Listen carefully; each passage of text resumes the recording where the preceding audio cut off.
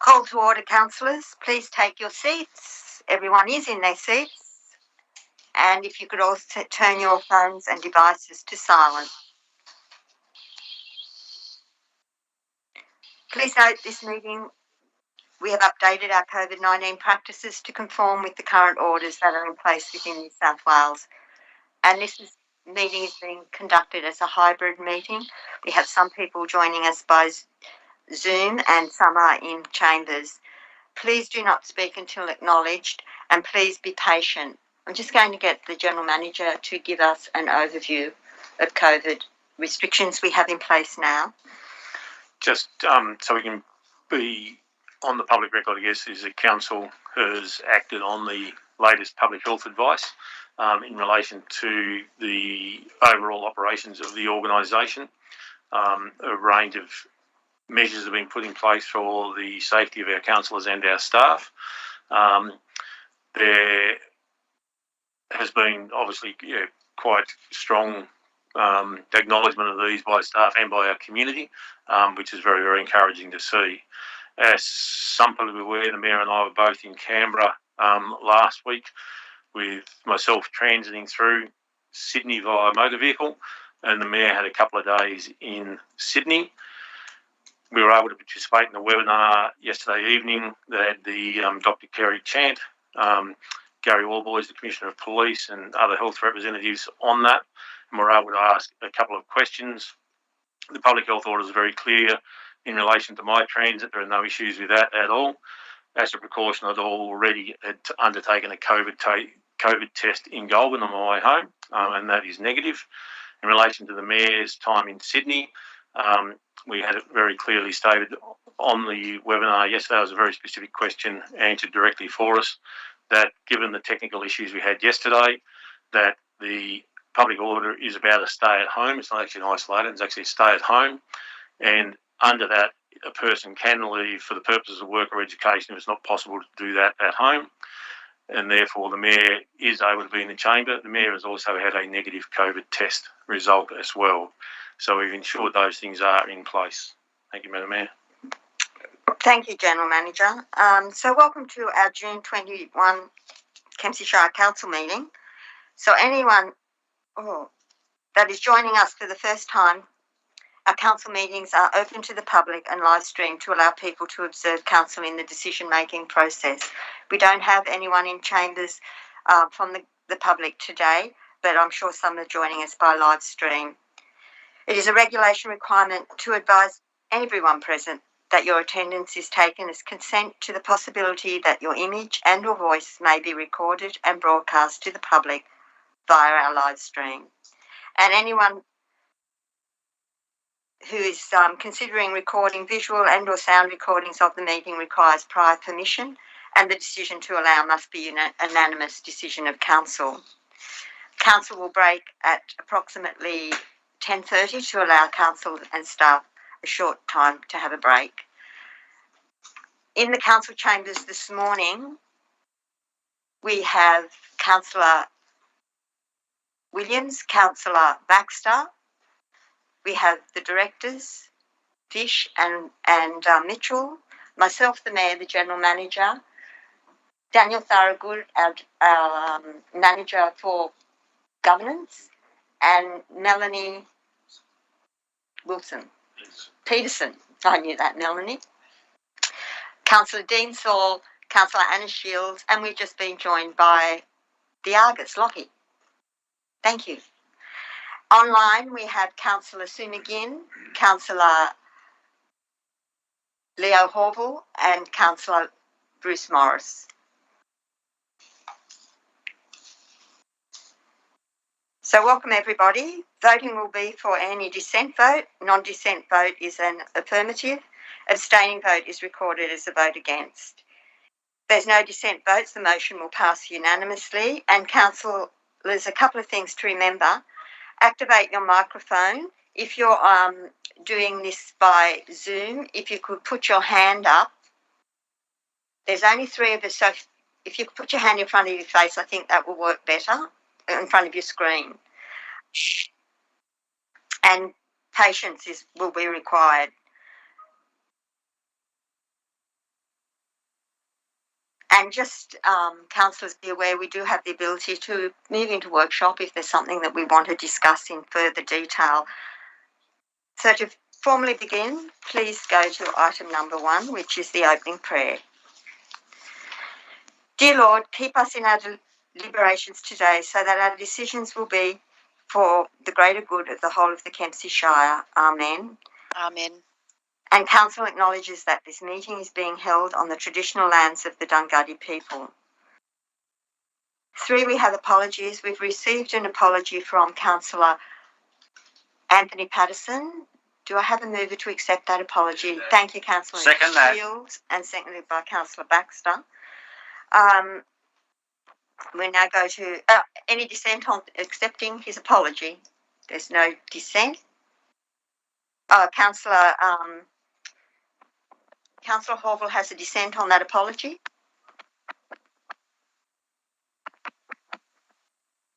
Yes, Councillor Horville.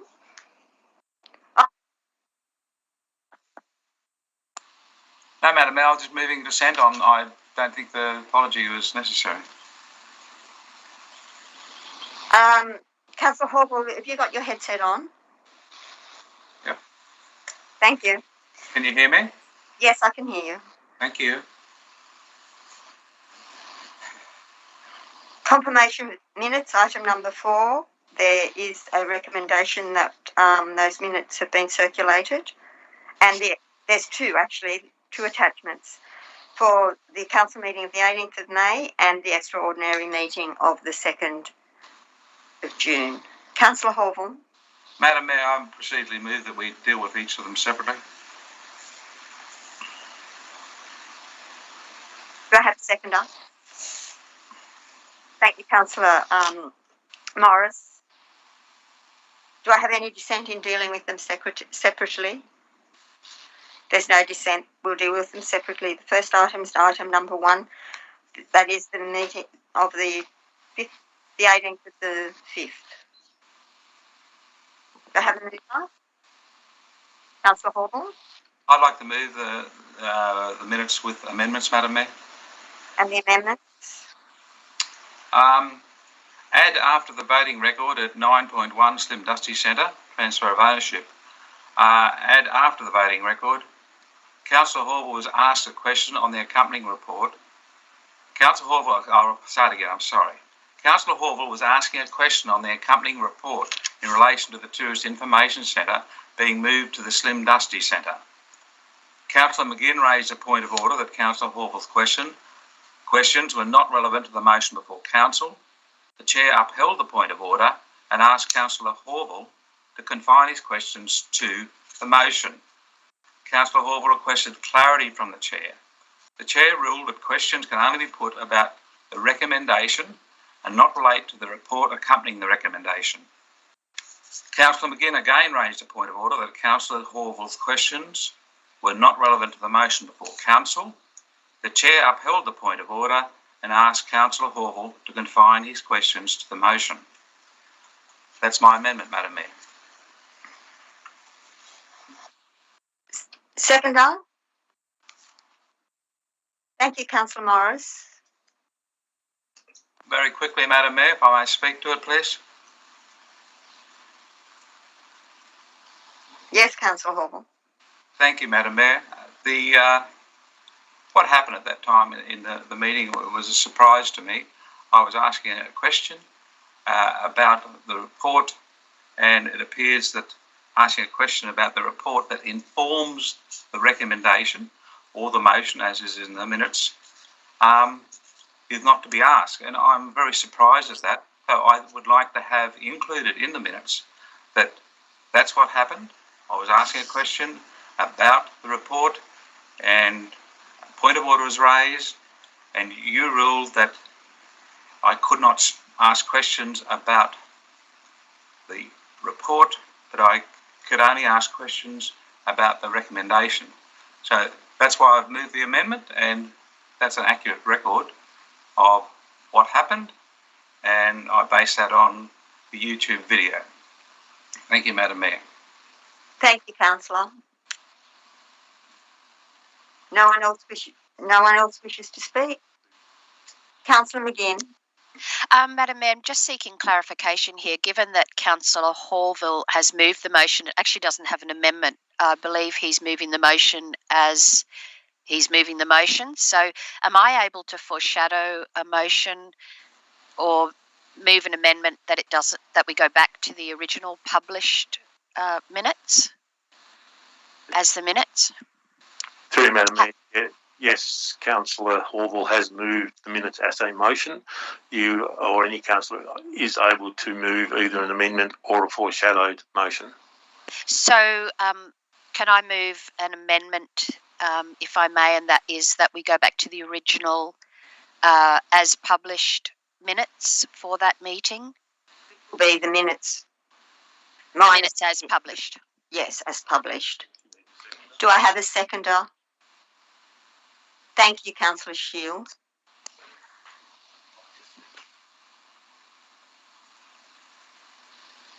Do you wish to speak to the amendment?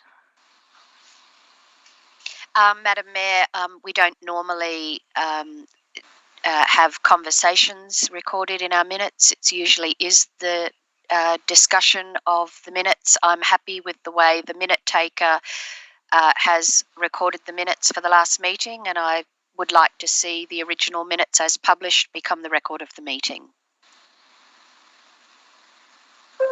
Thank you.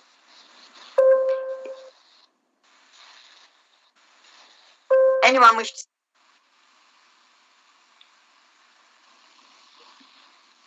wish to speak against? Madam Mayor? Yes, Councillor. I'll speak against amendment, Madam Mayor, if I may. Thank you, Councillor Hallville.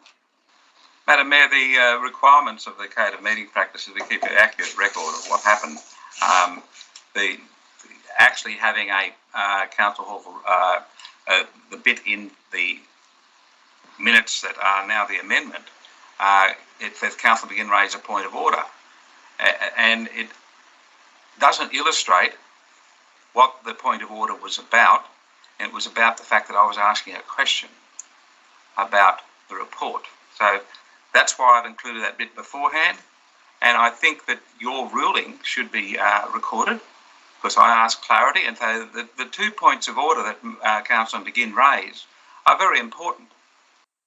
They have to be recorded, and you upheld them. But I also think that we should record the reasons behind the point of order and your rulings, and they are therefore an accurate record. The amendment as moved by Councillor McGinn, that we go back to the original minutes, will not accurately record what happened. I'm going to ask the General Manager, and before I do, I'm going to ask the General Manager, will this change in any way the direction and the decisions of Council?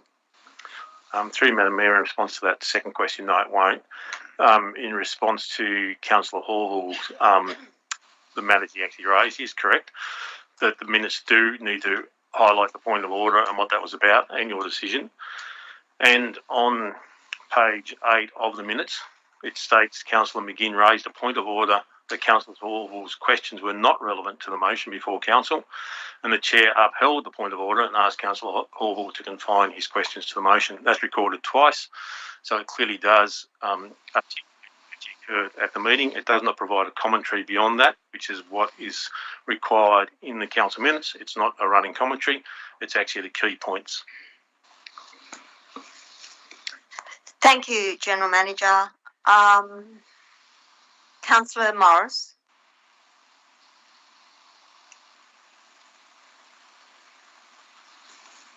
Can't hear you. Councillor Morris, you're on mute. I think I've changed it now, have I? Yes, seems to be funny pictures coming up. I'm not sure what's going on. I would just like to foreshadow an amendment. Yes, Councillor. I don't need to tell you what it is now. I can tell you what it is after this. I've only foreshadowed it so that we don't go to the vote and I can't make the amendment after this is considered. Thank you, Councillor.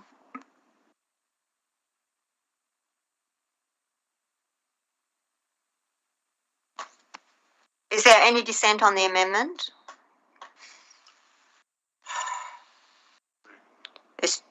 Because we're on a hybrid, I will announce who dissented. There's 2 dissent, Councillor Horville, Councillor Morris. The amendment becomes the motion. All in favour of the motion? Madam Mayor, I foreshadowed an amendment. Oh, sorry.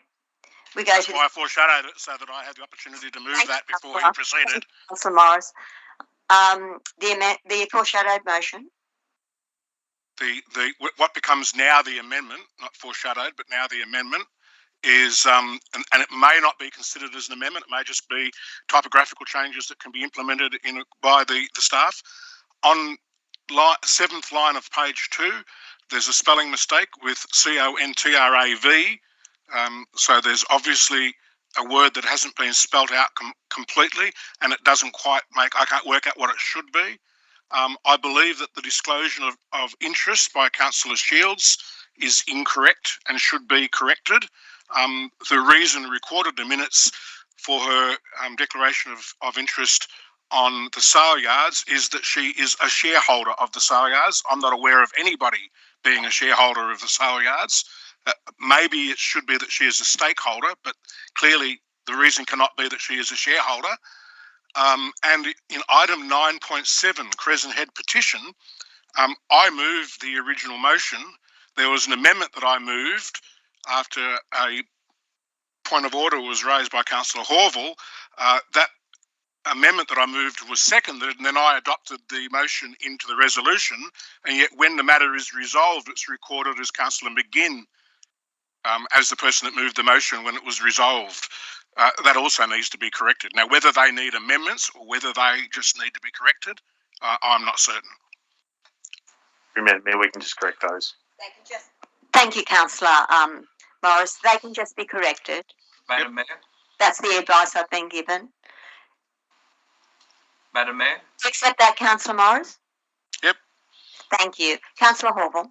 Madam Mayor, I'd like to move an amendment to the now motion. Yes, Councillor Horville.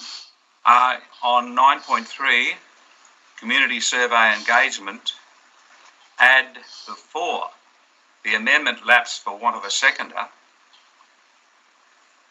Without seeking the call, Councillor McGinn spoke against the amendment. That's my amendment. Do I have a seconder for that amendment? The amendment's lapsed.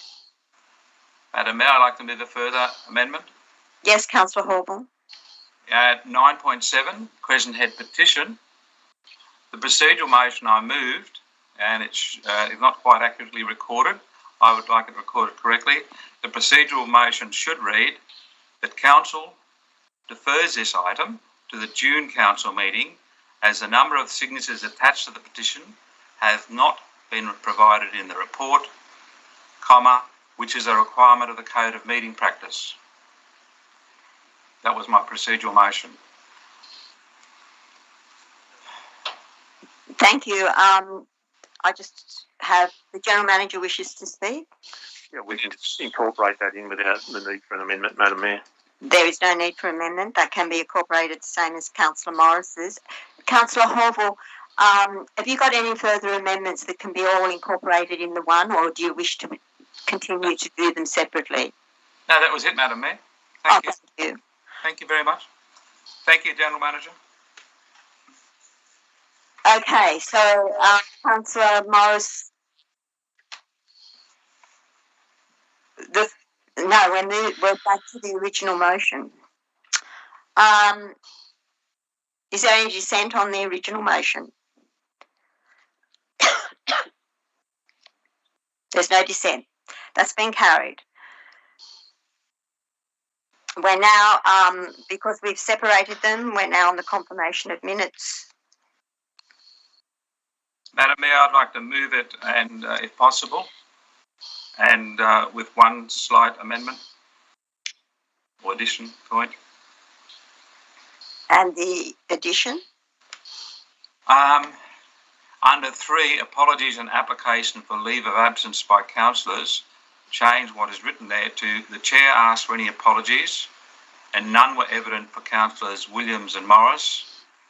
20.21.83, resolve Councillor Patterson, Councillor McGinn, and that was accepted. That council notes the absence of Councillor William and Councillor Morris. And it was carried 7-0. I need a seconder, Madam Mayor. I have a seconder. Thank you, Councillor Morris. Thank you, Madam Mayor. I presume you remember what was said there. You were not given any apologies, and therefore you actually said the words I would like to, which I put in the report, that there was no any evident apologies coming in. And then Councillor Patterson and Councillor McGinn moved, and council notes the absence of Councillor William and Morris, and that was carried. But as we were informed last night by Manager Thorogood, they had put in the form words for an apology being accepted. So I just think we can just adjust that very quickly and easily and move the minutes as that with that slight change. Thank you, Councillor. Is there any dissent on the now motion, which is... Yeah, Councillor McGinn, are you wishing to speak, or do you wish to just... I'd like to move an amendment. The amendment? Back to the original as printed minutes, please. Thank you, Councillor. Do I have a seconder? There is no seconder? Yes, there is. Councillor Saul, thank you. It's now your motion, Councillor. Speak? Is that okay for me to speak? Yeah, absolutely. Yeah, I'm sorry. Yeah, I think it's custom and practice that we record the apologies and applications for leave of absence as recorded by Manager Thorogood. Madam Mayor. Just a moment. The General Manager wishes to clarify something. Yeah, just for councillors' background on this, the reason the Mayor at the meeting didn't acknowledge the apologies from Councillors Morris and William is that Councillor Morris had actually given me his apology for that meeting several weeks before, and I'd forgotten about it with everything that was actually going on and forgot to inform the Mayor of that. So the apology actually had been received from Councillor Morris, and Councillor Williams had let me know that there may be some meetings he would be away from as well. So we had actually received those. I'd omitted to inform the Mayor of that. So the apologies were actually received. Thank you. Councillor Horville. Madam Mayor, I'd like to speak against the amendment, because I believe the original one that I moved was correct. This is what was actually said. No, we have 2 councillors absent. Thank you. Thank you. We all agree that we will note that they are absent. Thank you. They were the words of you, Madam Mayor, that you were saying, note that they were absent, and we agreed to that. And they were the words that exactly from the recording or from YouTube. So I think we just go with what was said at the meeting, not what we felt like we should have said. Can I just clarify? They definitely weren't in the room, were they? So they were absent, which is what I said. Oh, thank you. Okay. So what we're arguing here is how it's recorded, whether they were here or not, or whether they were an apology or not. Just to clarify what the debate is all about. Is that correct? Is that how you would interpret it, General Manager? Yes, Madam Mayor. Oh, thank you. Okay. Do I have any other speakers?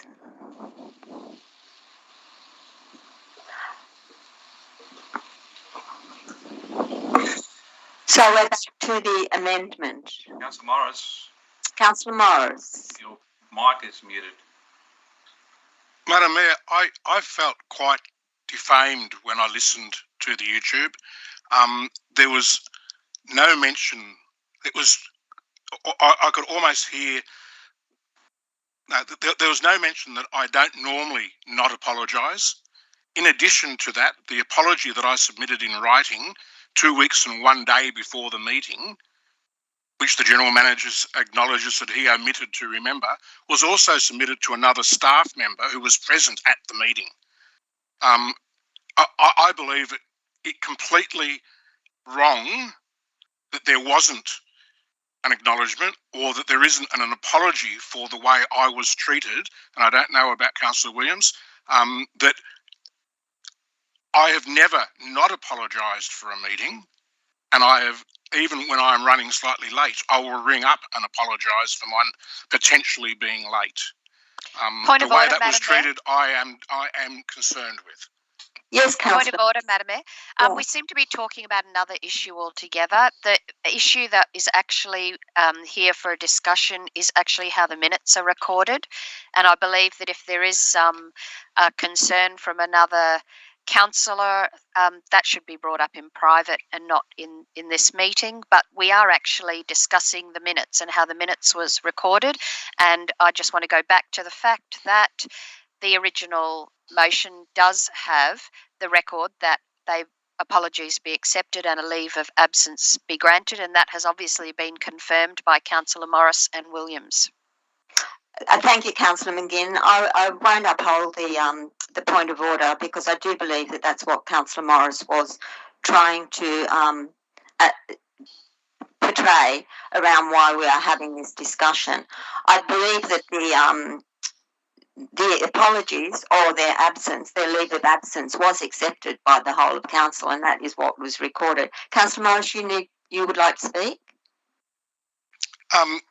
Madam Mayor, the discussion in the meeting may acknowledge that there was no apology received and there was no mention of a leave of absence being granted in the meeting. I believe the minutes should reflect the discussion and the decisions at the meeting, not what the councillors thought they were discussing or not what is traditional custom and practice. It should be what actually happens at the meeting. Thank you, Councillor. Just so it'll be quite clear, on my sheet and as far as I knew, there were no apologies. Does anyone else wish to speak? Councillor Shields. Can we have comment from Manager Thorogood then? So it's believed that the minutes are recorded as what happened in the meeting, which the Mayor didn't receive the apologies.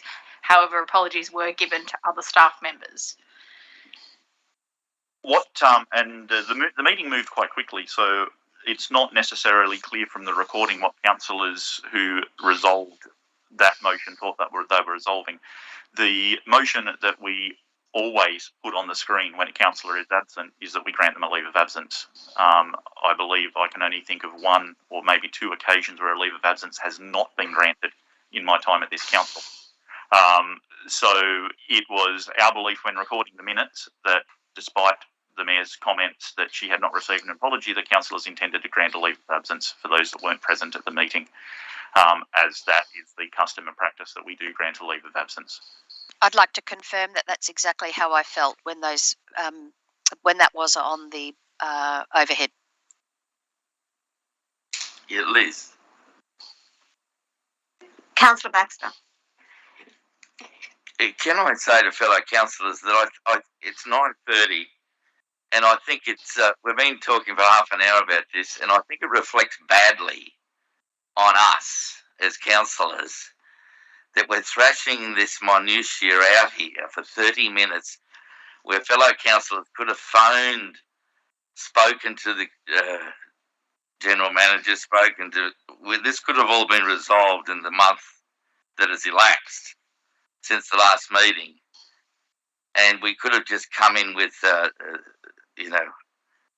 one-sentence abridgment to the minutes about the apology, whatever. I think it's extremely adversarial, and I can't understand why we're talking about this for 30 minutes, and I find it quite disappointing. I agree with you. Councillor Morris. Madam Mayor, I'd just like to point out that I actually contacted Manager Thorogood the day after the extraordinary meeting and expressed my concern that the minutes did not reflect truly what was on the YouTube. So I did exactly what was indicated by Councillor Baxter, and at the same time Manager Thorogood indicated to me that he would ring around some of the other councillors to see what they thought they were voting on, and it would need to be discussed at the meeting today, which we are now doing. I don't know how else I could streamline it other than doing exactly what I was told to do. I put the amendment. All in favour of the amendment? Oh, no, sorry. Any dissent on the amendment? Can you just confirm which is the amendment, amendment is on the screen. I hope it's on your screen. as printed? That the minutes of the extraordinary meeting of Kempsey Shire Council dated 4 June 2021 be accepted. That's the amendment. Do I have any dissent from the amendment? There's 2 dissent, Councillor Horville and Councillor Morris. So the amendment now becomes the motion. No, Councillor Morris has his hand up. No, he doesn't. No, he doesn't. Got his hand up now. Okay. Any dissent from the motion? Councillor Horville. Thank you. That has been carried. We now move on to item number 6, items passed by exception. Oh, sorry. I've missed a page. Item number 5. Any disclosure of interest, councillors? Councillor McGinn. Yes, thank you, Madam Mayor. I'd like to share 2 conflicts of interest, both non-significant and non-pecuniary. The first one is with item 7.1, health advocacy, as I'm a governing board member of the Mid-North Coast Local Health District. And the second is item 11.1, in legal matters, as I'm known to one of the parties. Thank you, Councillor McGinn. No other declarations of interest. So the recommendation is that council's declared interest be noted. Do I have a mover? Move that way. Thank you, Councillor Saul. Do I have a seconder? Councillor Williams. Second that. Is there any dissent from noting the declarations? There's no dissent. That's carried. We are now on item number 6, which is items passed by exception. Move that way, Madam Mayor. Thank you, Councillor. Second that. Councillor Horville. He's on mute. Councillor Horville, you're on mute, mute. Leo. I apologise for that. I'm sorry, Madam Mayor. Madam Mayor, I just ask you, could you clarify again, what am I allowed to ask questions on in the business paper? Am I only allowed to ask questions about the wording or the words inside the motion or the recommendation, or can I also ask questions about the report? Councillor Horville, you're allowed to ask questions about the report. And if it relates to what is the recommendations or an amendment. But to go off on a tangent is not what we need to do when we're speaking to a motion. Oh, So, Madam Mayor. thank you. So, your items passed by exception. You wish to change this? As you know, you're allowed to ask questions or remove. Madam Mayor, I'll remove all of them. Thank you. Thank you, Councillor Horville. It's been seconded.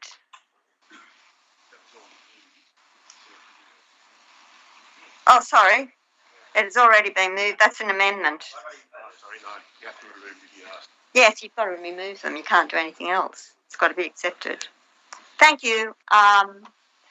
So we now don't have an items passed by exception. They've all been removed. We don't have to vote on that.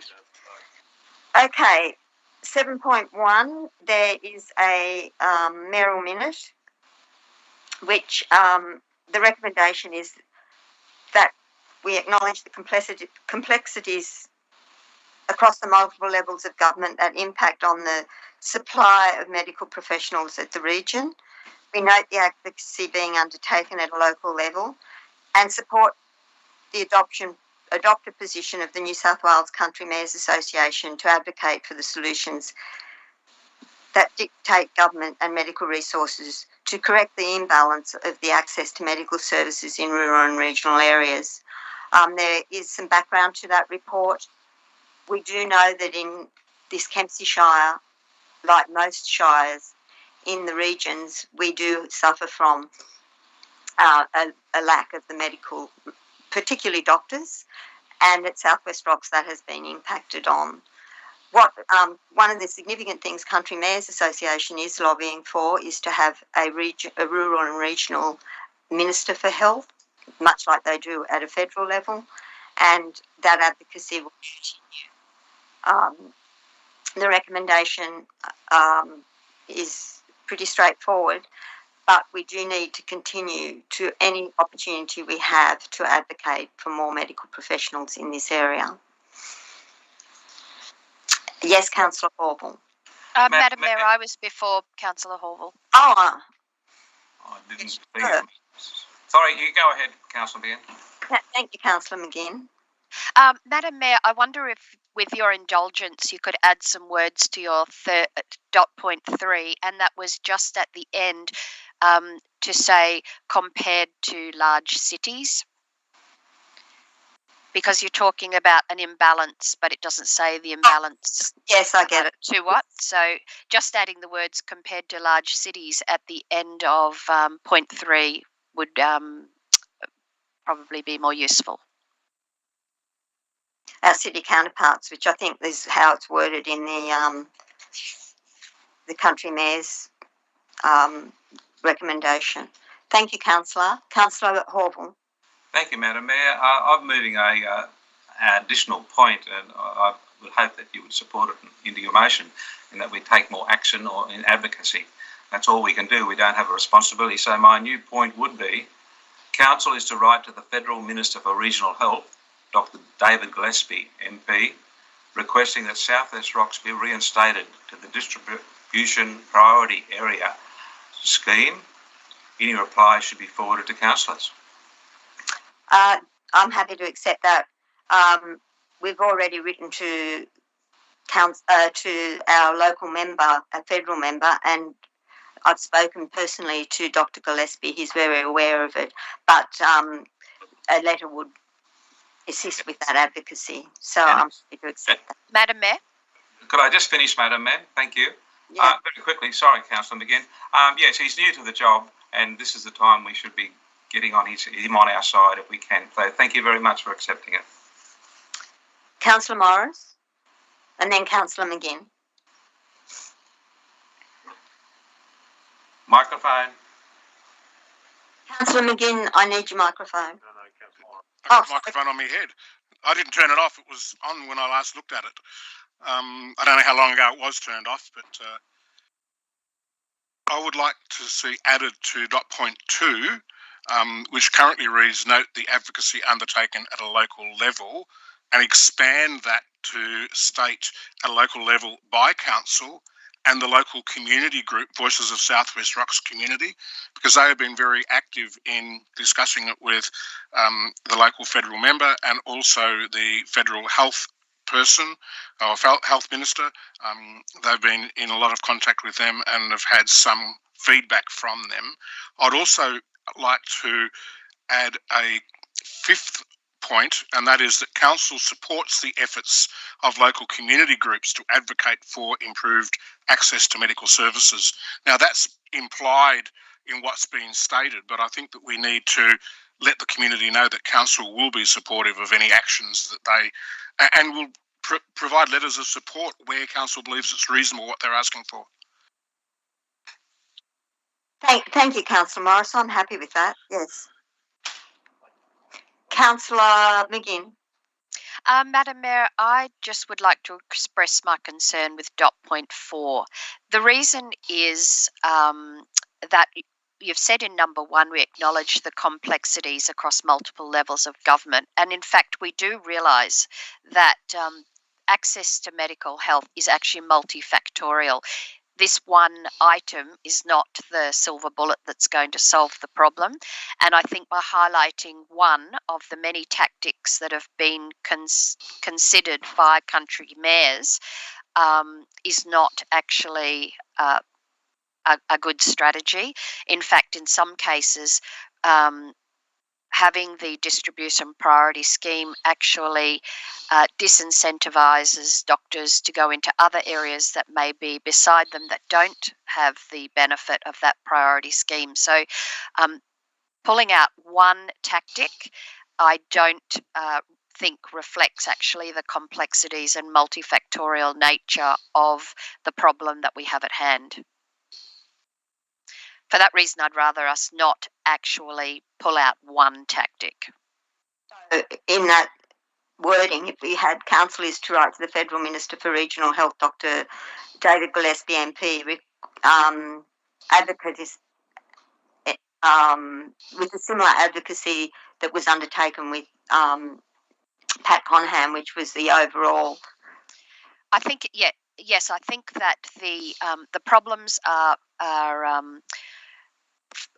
well beyond one tactic, and yes, mentioning one tactic which can have pros and cons it is problematic. That's all I'm saying.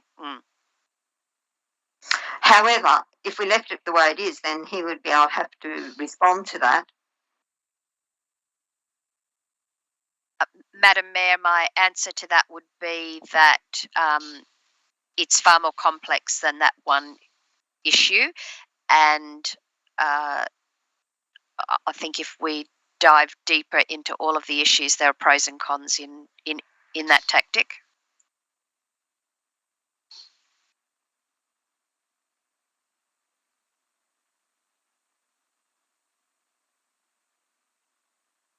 So you're moving an amendment, because I'm happy to leave it the way it is, actually. You can leave it the way it is, and I can always abstain. Thank you, Councillor. No, I'm going to leave it the way it is.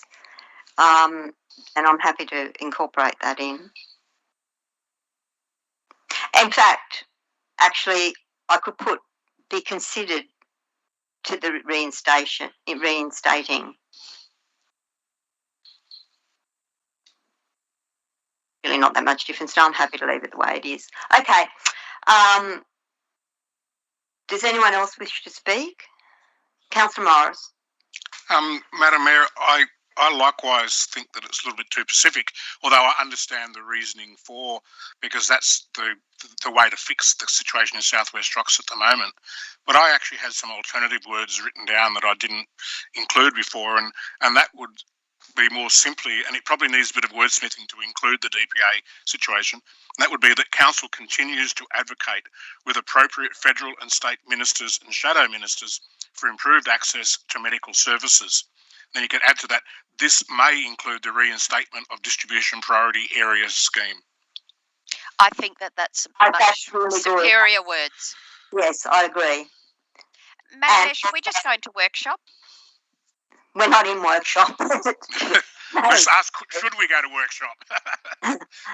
Did you move that, Councillor Morris? Well, Councillor McGinn asked the question, I'll second it. I think I did. Does everyone agree we're going to workshop just to finish this off? Any dissent? No. So we're in workshop. I agree, and I think it is important that we do also speak to the opposition counterparts in this area, at both state and federal level. And that's exactly what I said, with appropriate federal and state ministers and shadow ministers for improved access to medical services, including the re-establishment of distribution priority area scheme where appropriate. Yes. Yes, and I'm happy with that.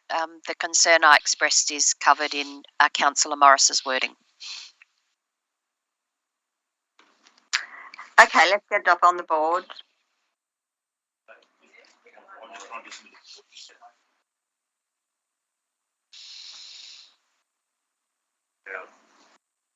Did you happen to have that written down, Councillor Morris? I've got it written down, but only in pen on a piece of paper, not with fingers to a keyboard. And it would be quicker for somebody in there to type it out than for me to type it out with my one finger touch typing. Yeah. Can you just read it back slowly? That council continues to advocate with appropriate federal and state ministers and shadow ministers for improved access to medical services, including the reinstatement Slow down. including From shadow ministers. the reinstatement to the distribution priority area scheme where appropriate. You can just go through that one more time. You missed the bit from shadow ministers. That's the part that I haven't got written down from shadow ministers, and that's for the reinstatement, which is basically what is in point 4 on the screen at the moment. So for the reinstatement of the distribution priority area scheme where appropriate.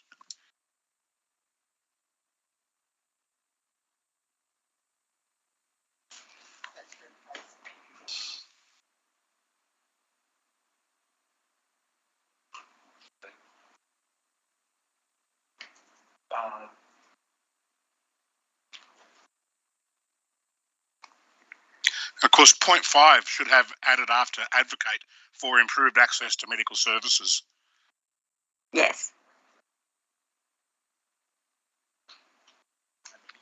And point 2 still hasn't been corrected either, which you said, Madam Mayor, that you would agree to, and that was that But the advocacy being undertaken at a local level by council by council and voices of South West Rock. and the local community group Voices of South West Rocks community, because they were very active back in April, May.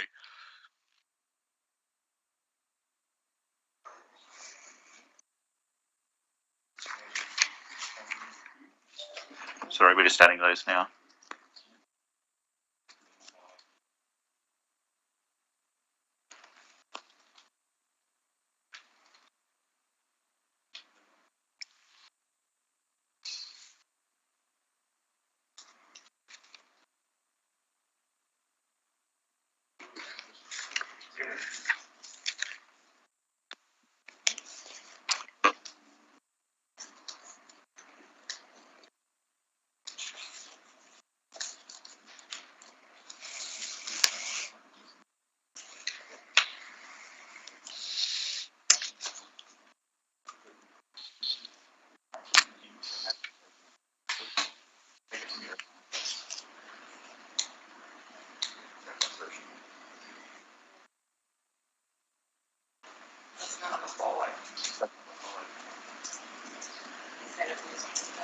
Oh yeah, certainly. Then one comes off.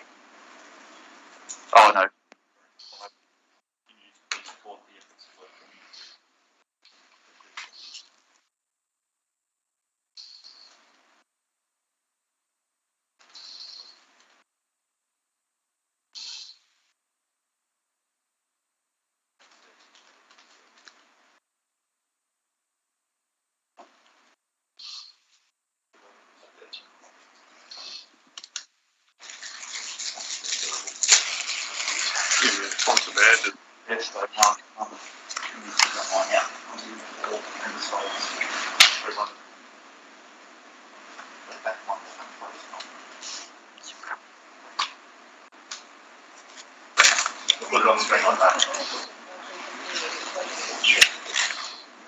We will correct the numbering in the draft minutes.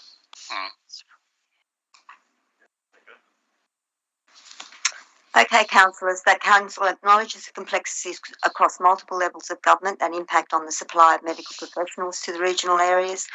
Note the advocacy being undertaken at a local level by councils and the local community group Voices of South West Rocks community.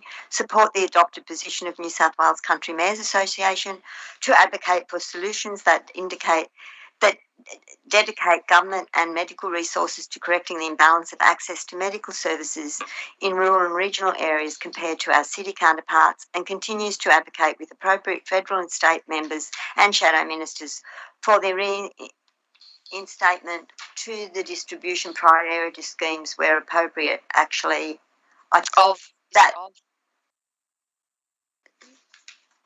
where appropriate, and support the effort of the local community groups to advocate for improved access to medical services.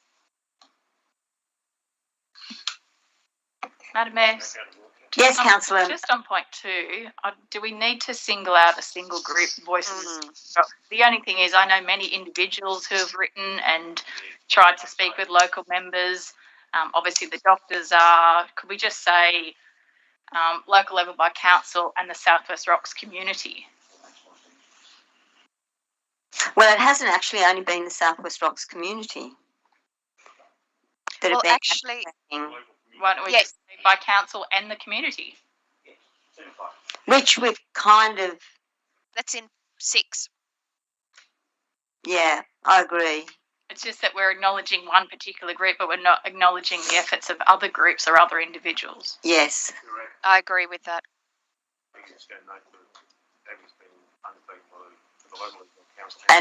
and the community. We could actually incorporate 6 in that and say and support,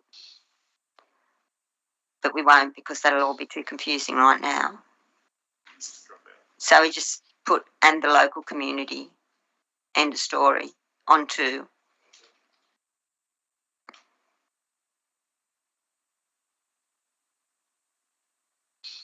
I would, if I may speak, Madam Mayor, I think that you could combine 2 and 6. Note and support. How are we going to combine it? You just The advocacy being undertaken at a local level by council and the local community groups to advocate for improved access to medical services. That's the way. We just noted it. We have to put note and support. Yeah. Note and support. Yeah. Okay. That'll tidy it up. We'll get to 6. But where's 5? There's no 5. the number will be fixed later on. Okay. We were told that before. But if you're going to do that, what you need to do is in 2, add for improved access to medical services at the end. Yes. What you could do, Madam Mayor, is just keep number 2 exactly as it is, put and after community, and then just go support the efforts. So you drop 6 in there. Yeah. So it's note the advocacy being undertaken at the local level by council and the local community, and support the efforts of the local community groups to advocate for access to medical services. Combine. You could either do it as an and, or you could do it as a full stop in another sentence in the same paragraph. So it's a cut and paste. Yep. Yep. And it does say medical services then, so that's all good.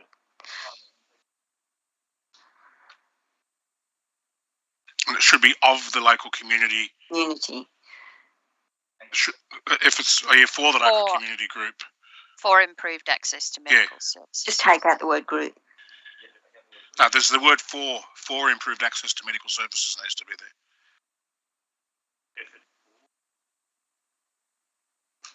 And it should be community groups for improved. Well, you could just have community. Yep. But I think we've got the intent, all right? The intent's great. So, we're still in workshop, which we got too late. Move out. Second that. Moved by Councillor Morris, seconded by Councillor McGinn. Any dissent? I just had a question before we started. Well, we're in open council now, but you can ask your question, definitely. Madam Mayor, on number 2 then, is that the correct wording we finalised with, or have we double upped on a few there? No. Local community. Note the advocacy being undertaken at a local level by council and the local community, and support the efforts of the local community groups for improved access to medical services. Just seems as extra local.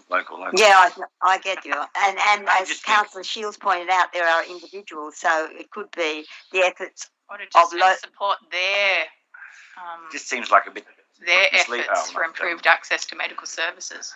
Long-winded, actually. And support the efforts of their efforts. The community for improved access to their efforts. Here, just drop that word group. If you just drop the word group. It's the efforts of the local community. That can be individuals, groups, whoever.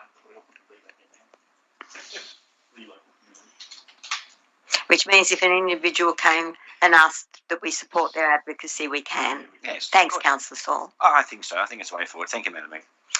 Okay. Is there any dissent?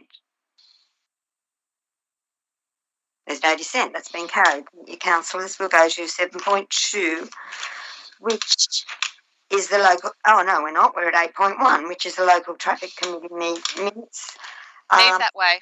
Thank you, Councillor McGinn. Second that. Councillor Saul, seconded. Councillor Horville. Thank you, Madam Mayor. I do have a question about the role of the Traffic Committee, if I may. The Transport for New South Wales website points to the fact that it's an advisory body only. I'll actually read what it says on the website. The local Traffic Committee is an advisory body only, having no decision-making powers. It is primarily a technical review committee that is required to advise the council on traffic-related matters referred to it by council. So, is that the role that this Kempsey Traffic Committee is playing?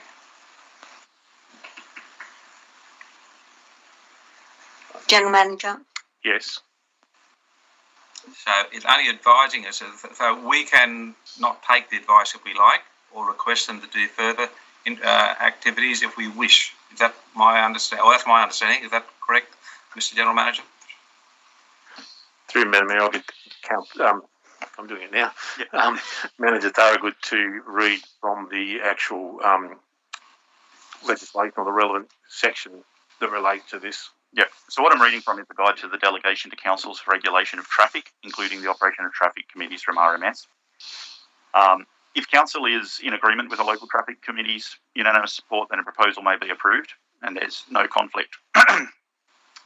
If council is in agreement with the LTC with unanimous support but does not want to proceed, they may reject a proposal to the LTC. If council is in agreement with them declining something and council wants to, then they can reject it. Once again, there's no conflict. In fact, I'm not going to read all of the points. I'll get to the last one.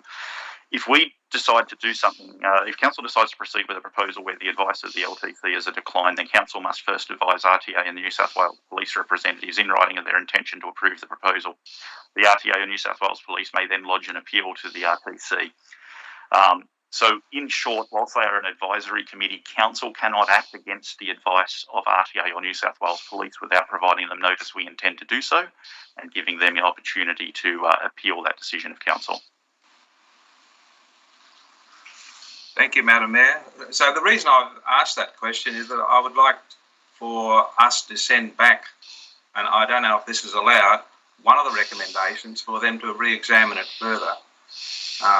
Is that allowed under the legislation and the Act that you just quoted from?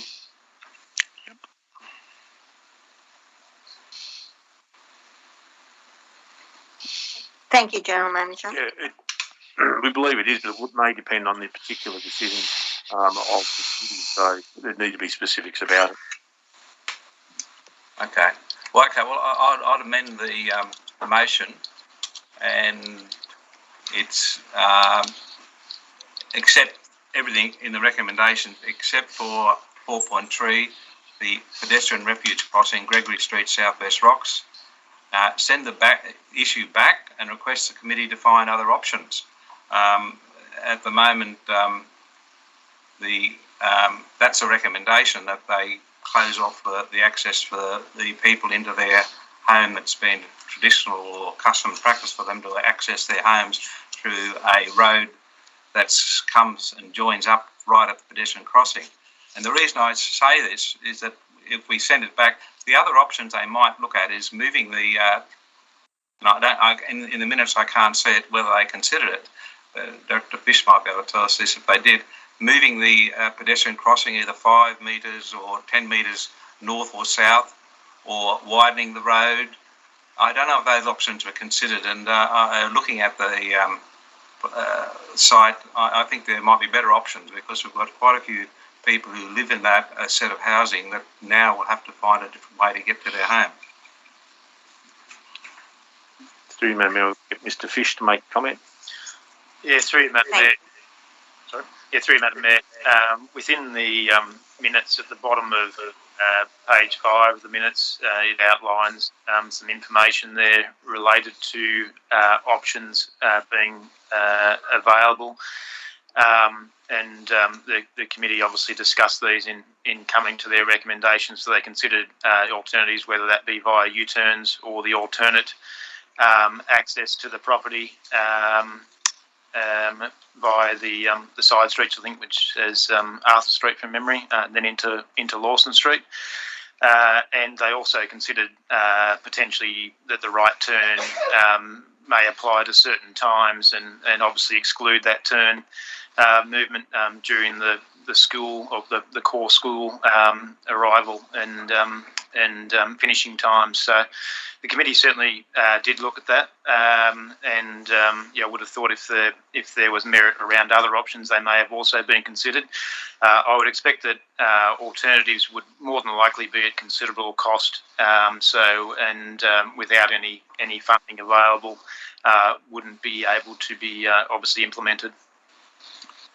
If I can add to that too, Madam Mayor, the actual Yes, General Manager. what the minutes are asking council to endorse is that council investigate the option of closing the refuge crossing opening and report further to the committee for advice. So it's actually just endorsing the investigation. That's my reading? No, I've got that wrong? No. The committee endorsed it.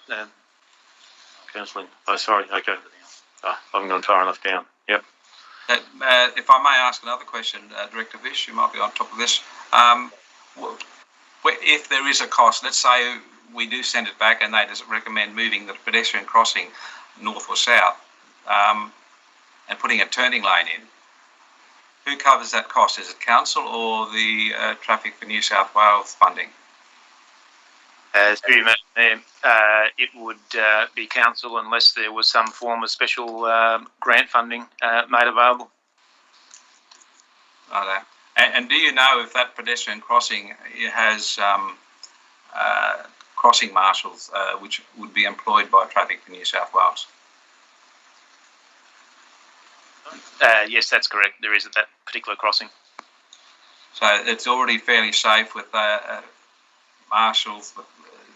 I really don't see why we need to close off those people from getting in and out of their homes. So that's or just getting in, which is travelling south on Gregory Street towards their home. Anyway, if the rest of the council doesn't think we can send it back, we won't do it. But that's what I still think we should do: send it back and see if they can look at the other options. Make a question. Considering that the New South Wales Police representative raised it, I would say it is being brought to their attention something has occurred. Councillor.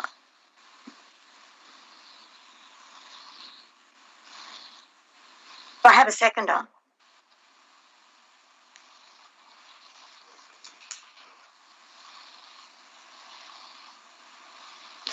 That has lapsed due to no seconder. So we don't have, we're back to the motion. Any dissent on the motion? That's been carried. Thank you, councillors. We're on to 8.2, 9.1, sorry. Madam Mayor, was the motion actually moved by anybody? Councillor Horville's was an amendment, sorry. Yes. I think it was moved by Councillor Saul or McGinn and Saul. 9.1, which is the integrated planning and reporting suites for 2021-22. I'm going to ask the director, Stephen Mitchell, if he would like to introduce this report. As we know, this is probably one of the most, if not the most significant report that comes to council. Can I move it, Madam Mayor? You may move it, Councillor McGinn. Madam Mayor, just before I do, I'd just like to move it with an amendment, if I may, please. Can I get Councillor Mitchell to speak, to introduce the report first? Yes. Director Mitchell, but I better check first to make sure that that is procedurally how I do it. Yes, that is procedurally what happens. Thank you. So I'll ask Director Mitchell if he would introduce the report, and then I note that you have an amendment and you want to move it. Thank you, Madam Mayor. Councillors, agenda item 9.1 is Council's Integrated Planning and Reporting Suite of documents for the next financial year, 21-22. As the Mayor mentioned, it's probably the most important report that will come to Council for consideration because it details our proposed program of work for the upcoming year and the budget that's associated to deliver that program of work. And it also outlines the fees and charges that will be applied for the next financial year as well.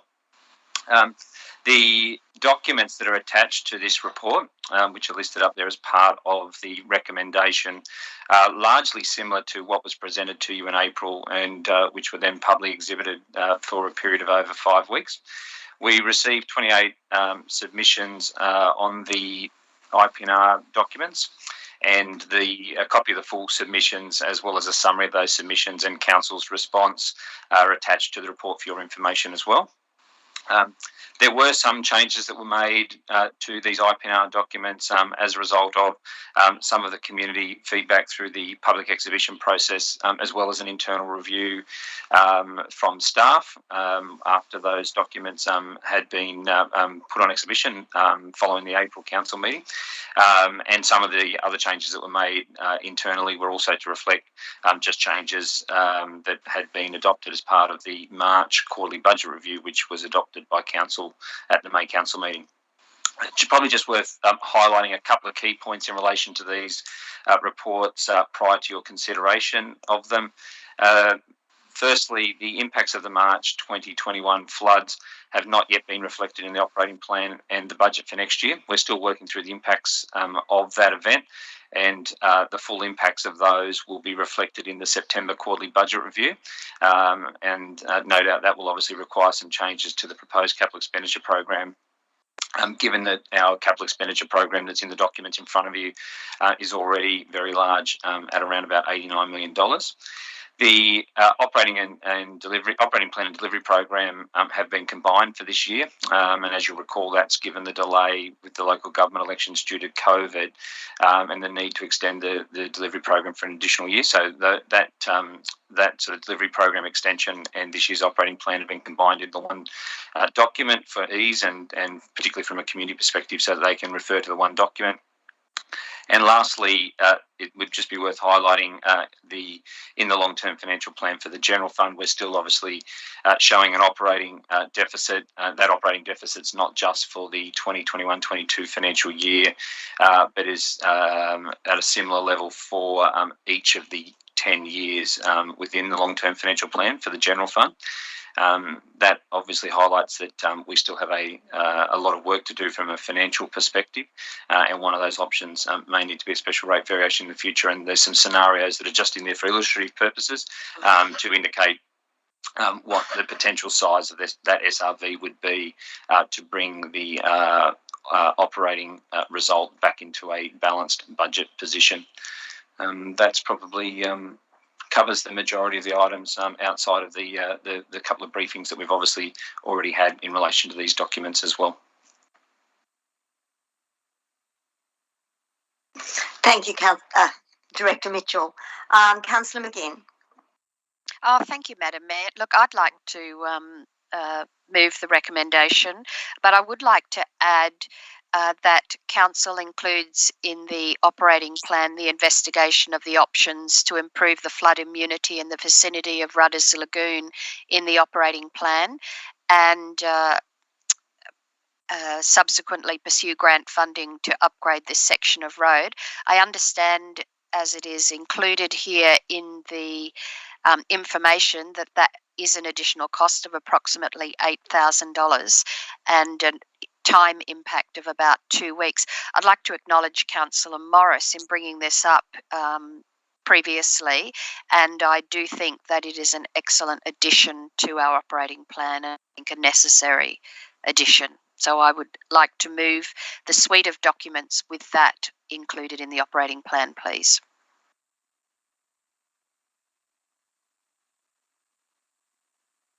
Thank you, Councillor McGinn. Do I have a seconder for thank you, Councillor Morris.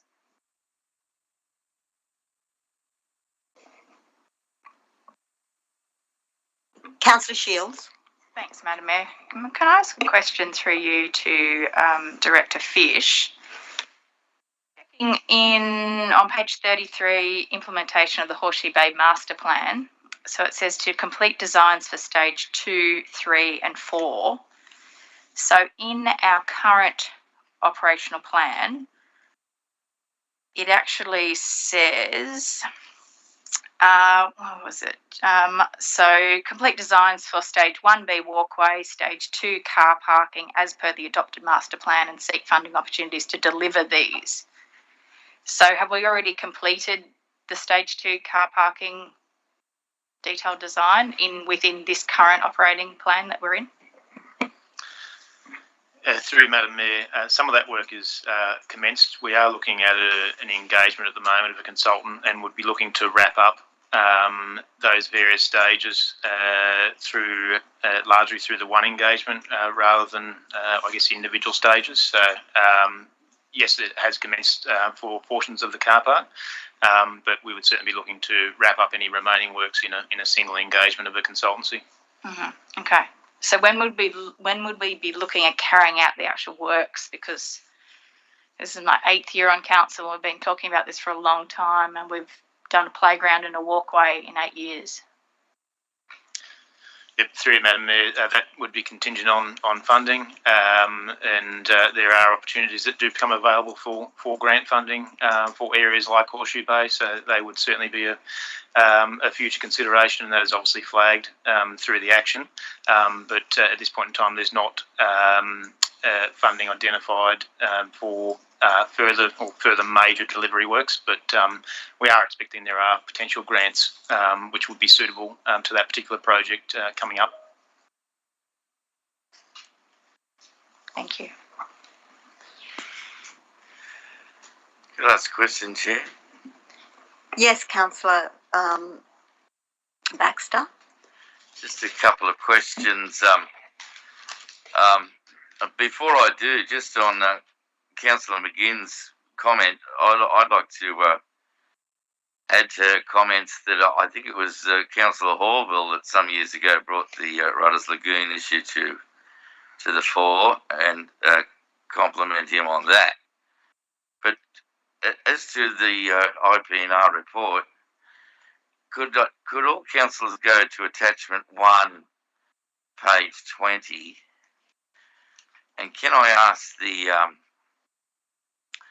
the director, at the bottom of page 20 there, it says sustainable development is part of the overall plan, and that a strategic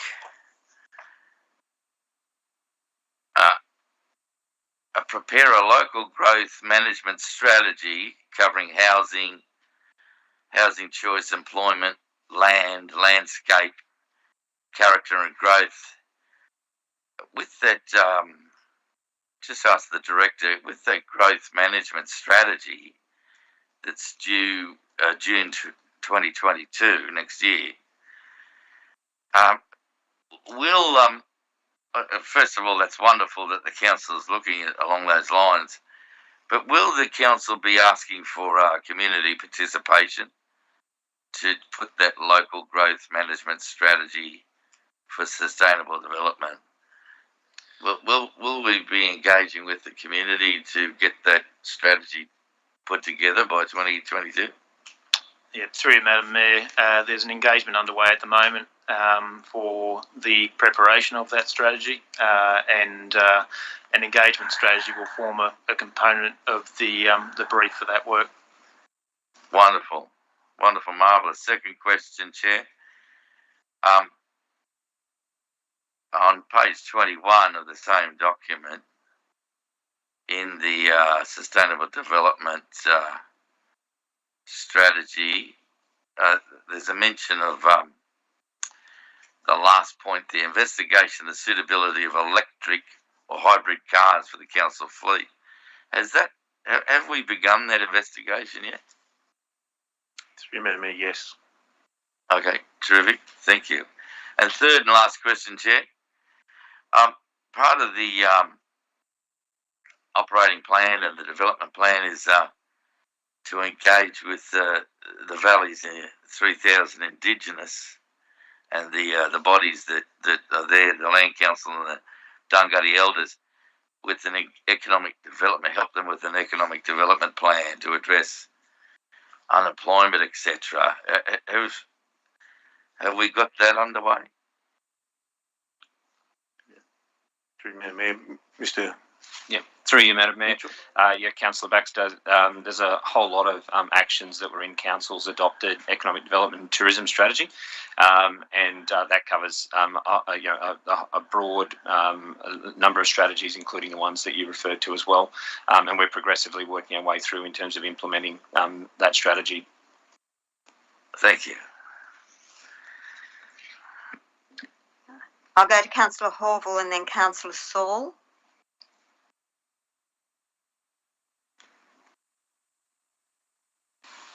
Thank you, Madam Mayor. A question on page 5, please.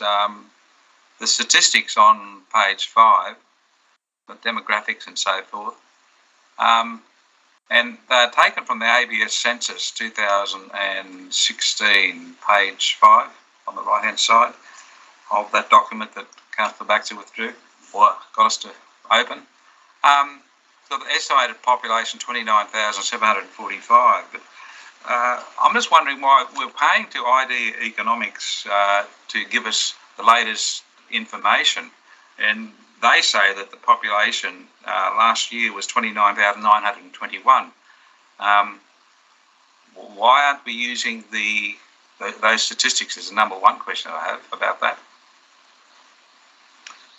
Through Madam Mayor, the ABS is actually based on the census. We use the ID profile for a range of things in this, and at the end of the day, we're talking about a couple of hundred people. So it's really, in statistical terms, it's neither here nor there.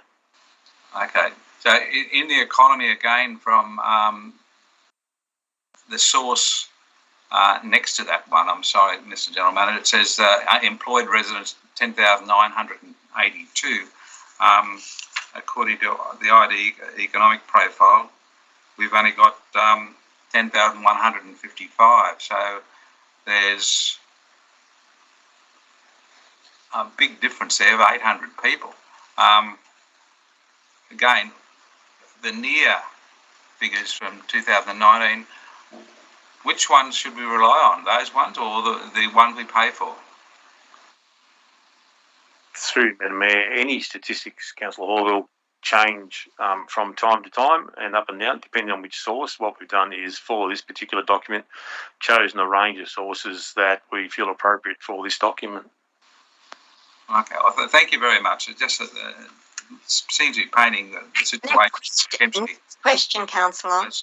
Yeah, so I'm just saying we really need to be as accurate as possible about the unemployment situation, which has really risen and affecting all of our community.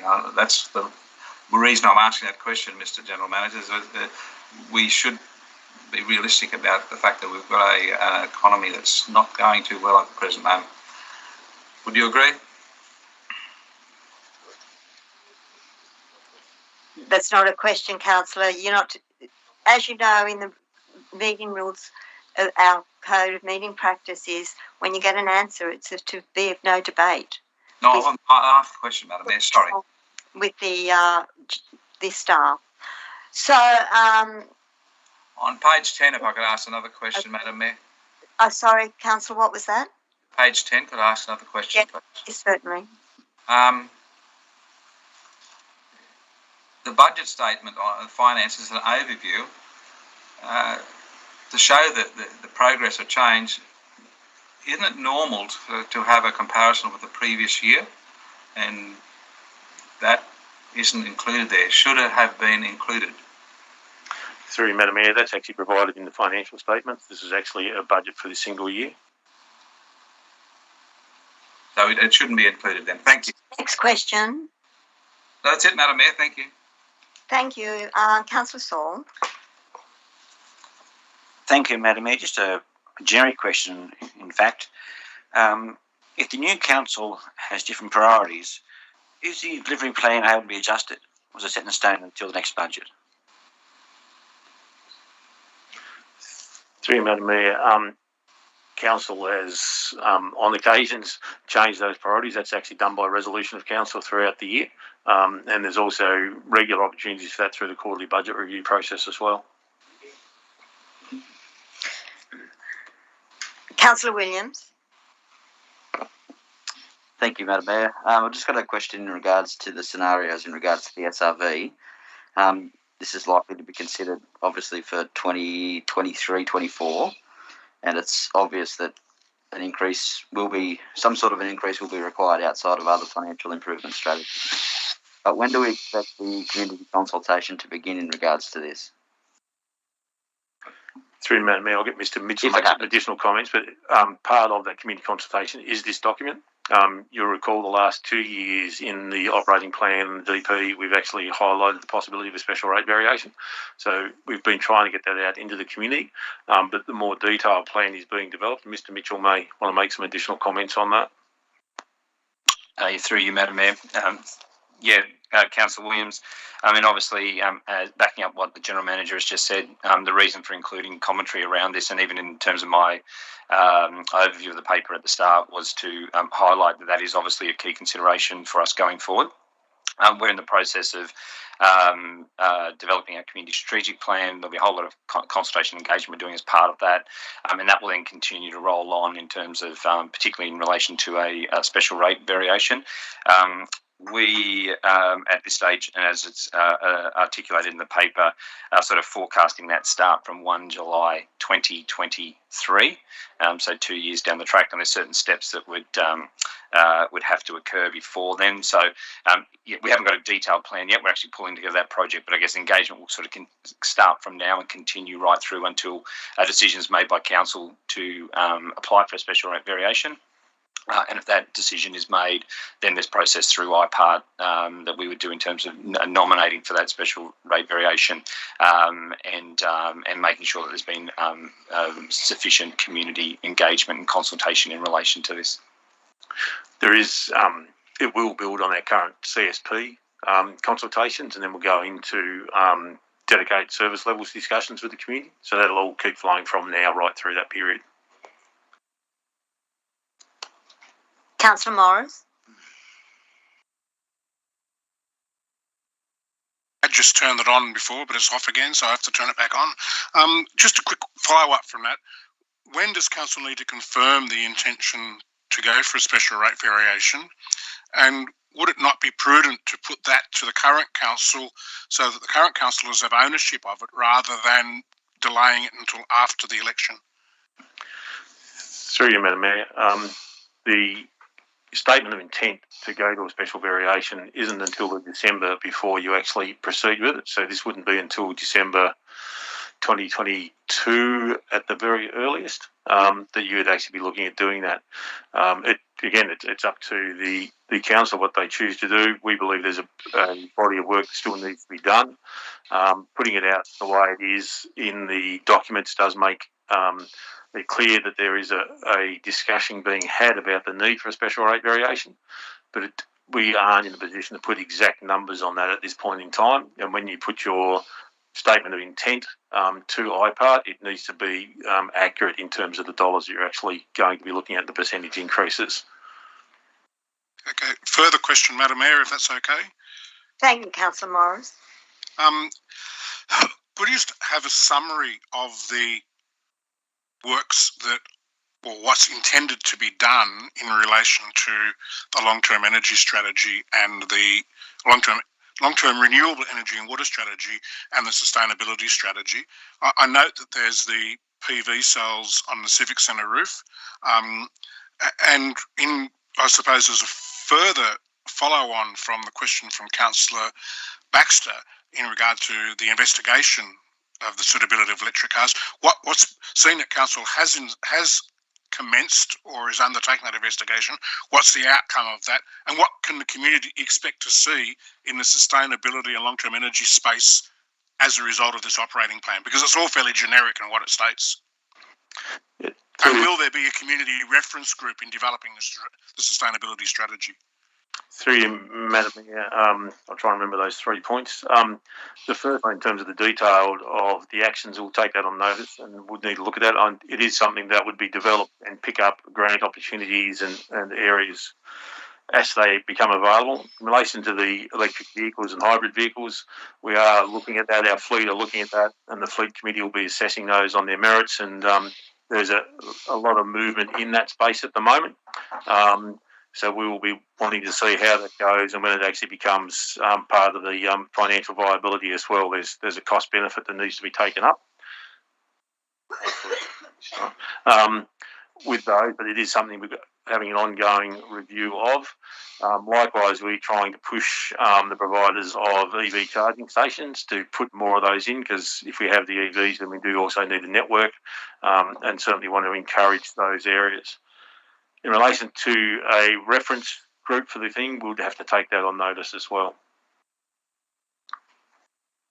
And when should we expect to see some further targets beyond the net zero emissions by 2050? So some interim targets that will be needed to drive the improvement that's required. I imagine that would be a discussion with the next council. We'll actually look at those sort of targets and what they wish to set. It may also be at a local level. We may also be wanting to look at state and federal initiatives and targets in that area and how they impact us as well. If I can just make one comment, Councillor Morris, just nothing to do with that. It's to do with your microphone. We're muting it from here. You can read through the microphone system when your microphone's left on. So we've been muting. I know you're muting it from there. Just that before, when I put my hand up and I was expecting to be speaking, I went and turned it on. 3 minutes after that, when I went to speak, it was turned off again, so I had to turn it back on again. I normally turn it off after I've been speaking and turn it on a couple of minutes before I expect to be speaking, but every time it seems to have been turned off again. So, yeah, I understand what happens. It's frustrating when you last looked 30 seconds before you're going to talk that it's on, and when you go to talk, it's off.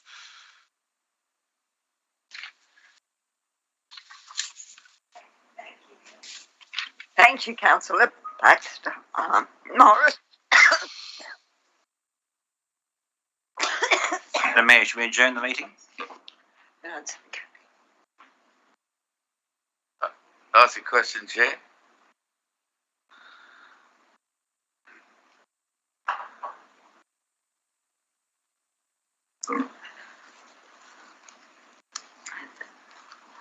Thank you, councillors. You're right.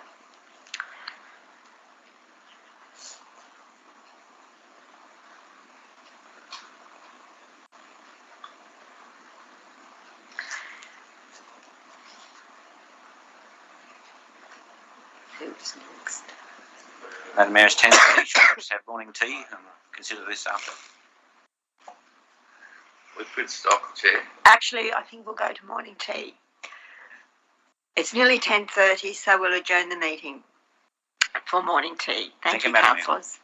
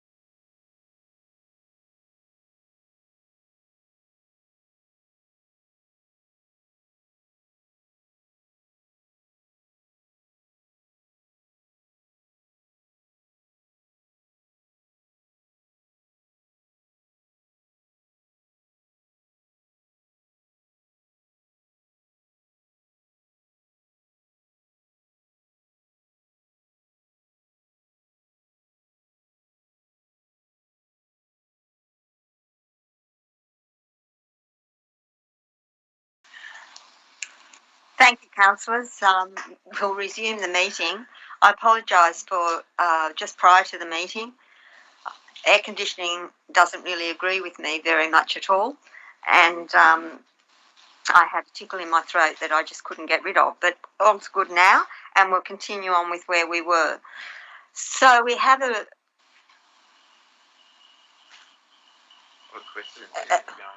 yes, that's where we're up to. We're still up to questions, and we were having questions from Councillor Baxter, and then we're going to go to, I think Councillor Morris is next. We might have nearly completed them, but I'll go to Councillor Baxter to continue. Thank you, Chair. Just on the back of the question about the rate variation, can I ask the Director, I mean, there's a lot of anecdotal evidence that the valley's booming. A lot of tradesmen tell me they can't find workers, they can't find resources, there's so much building going on. Just on the back of that, can I ask the Director, with all the development application and the fees the council receives, are we in a net benefit situation? Say another 500 houses get built. Does that improve our financial position? Through you, Madam Mayor, it does and it doesn't. It increases obviously the rate base. However, currently the general fund is in deficit position, so all the rates currently that are being taken for general fund don't cover our debt, and you add another 500 to that, that's 500 that still don't cover that debt. They increase obviously the demand on services, which increases service levels and those sorts of things as well. So growth can be good, but it also creates other financial issues as well. Okay, thank you. Thank you, Councillor Baxter. Councillor McGinn. Thank you, Madam Mayor. I think I read when I was going through this extensive suite of documents that the impacts of the floods were not included in the financial outlook for the next 12 months. Is that correct? And then I'd like to ask a question. It's through Madam Mayor, that is correct. It'll be something we bring in with the first quarterly budget review to actually have a look at that. We just need a bit more time to get to the details of exactly what those projects are. And then the quarterly budget review will look at what needs to come in and what needs to go out.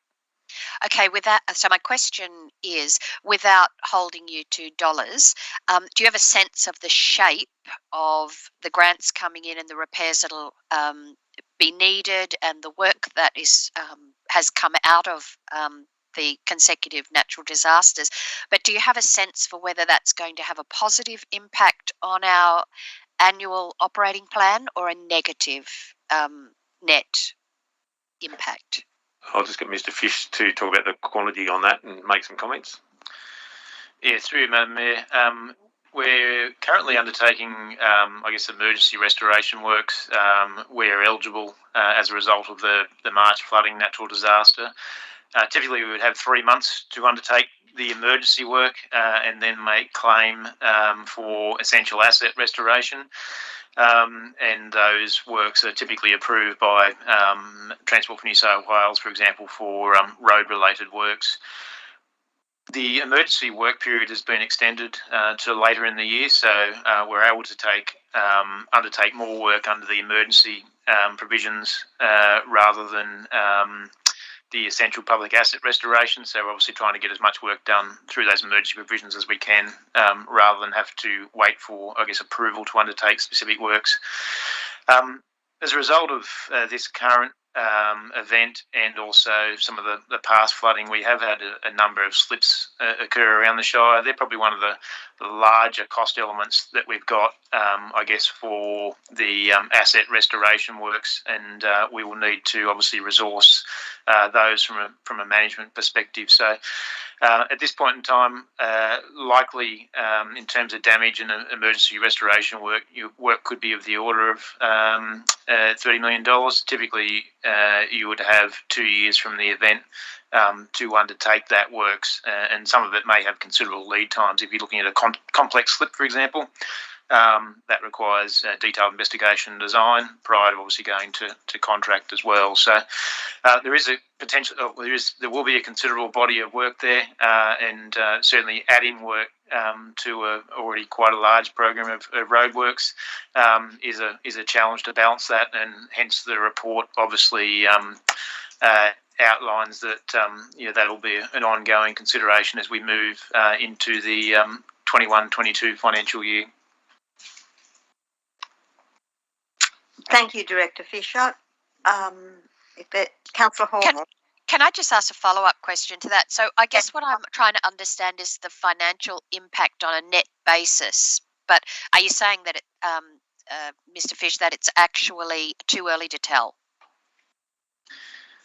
Well, through the event, your assets obviously deteriorate as a result of the consequence of the rain events. Where we have clear damage, we're able to restore that. But for example, roads where you have those sorts of rain events, you have an impact on your useful life. So typically, a flooding event would have an adverse impact on your overall asset condition. Councillor Hall.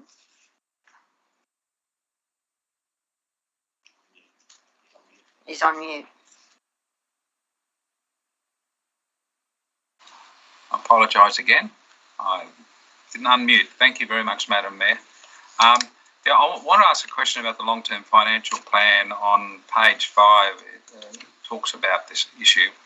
It's got all the indicators, the performance indicators there, and the one that stands out the most and is addressed in a comment on page 6, it's the unfavourable operating performance ratio, and it talks about the fact it should be greater than 0%. That's a benchmark, and for the last 2 financial years it's been negative 6.6%. What's the ongoing action that council can take to improve that situation? Through you, Madam Mayor, Mr. Mitchell may want to add to this, but that is the whole point of the Council's financial sustainability strategy that the Council has actually adopted. A core component of that is the special rate variation proposal and looking at what we need to do with that. But the key elements are actually outlined in Council's adopted financial sustainability strategy. I don't know whether Mr. Mitchell wants to add any more. Through you, Madam Mayor, I'd probably just add that there's been some items that you may recall, Councillor Horville, most notably depreciation. So a lot of the work we're doing from an asset management perspective last year resulted in some reductions in depreciation, which obviously assists in terms of that result and that ratio. And we've identified other areas where we can identify efficiencies in terms of the way we do things. But there comes a point where we'll continue to implement that financial sustainability strategy that the General Manager referred to. We'll deliver a certain amount of financial benefits, but beyond that, that's why we're sort of flagging the potential special rate variation as being a key component in getting that back to a balanced budget position. Right, thank you very much. That kind of explains that we've got to work on that. So without the special rate variation, are there any other things that we can do financially to improve the situation? Through you, Madam Mayor, there's a range of things Council has been doing and needs to continue to do. We need to look at both the income and revenue side of things. So where we have opportunities to increase our revenue, things such as the holiday parks, those sorts of areas that can have a direct positive impact on that. Other alternate revenue streams are very limited. The change for the sale yards to actually having that as an income stream will help to some degree. But then there's the other side of it. The other part of the income side, obviously, is rates and increasing rates. The expenditure side, we continue to try and drive efficiencies, and I guess one of the largest steps this council took in this time was the reduction in the management size of the management of the organisation by nearly a third. We've continued to bring about other efficiencies in the organisation to lower those costs, things such as the street lighting changes and a whole range of other things. From then, it's then looking at what services and is the council and the community willing to reduce and cut services? So that's really the other option to as an alternate to a special rate variation. Okay, thank you very much for that, Mr. General Manager. The long-term view, though, of the special rate variation, it's not guaranteed that if we apply that we'll get it. So I presume we've got to have a backup plan of not getting it, and that's just what you've outlined, I presume. Through Madam Mayor, having gone through a few of these, you certainly, the key to success with IPART and any special rate variation is ensuring you have gone through that process of reducing costs and increasing income wherever you possibly can across the organisation, that you have engaged the community through that process, and hence why we've been started a couple of years ago looking at all of this, that we have a very clear financial sustainability strategy. If that's all put together and there's a very strong case for it, then IPART tend to consider those favourably. Should it be not accepted, then we would continue to do what we are doing, and that is looking at our income and expenditure, and then that would force council to seriously look at what services it would cut. Okay, thank you. It's a very challenging time. Thank you very much, Mr. General Manager. Thank you, Madam Mayor.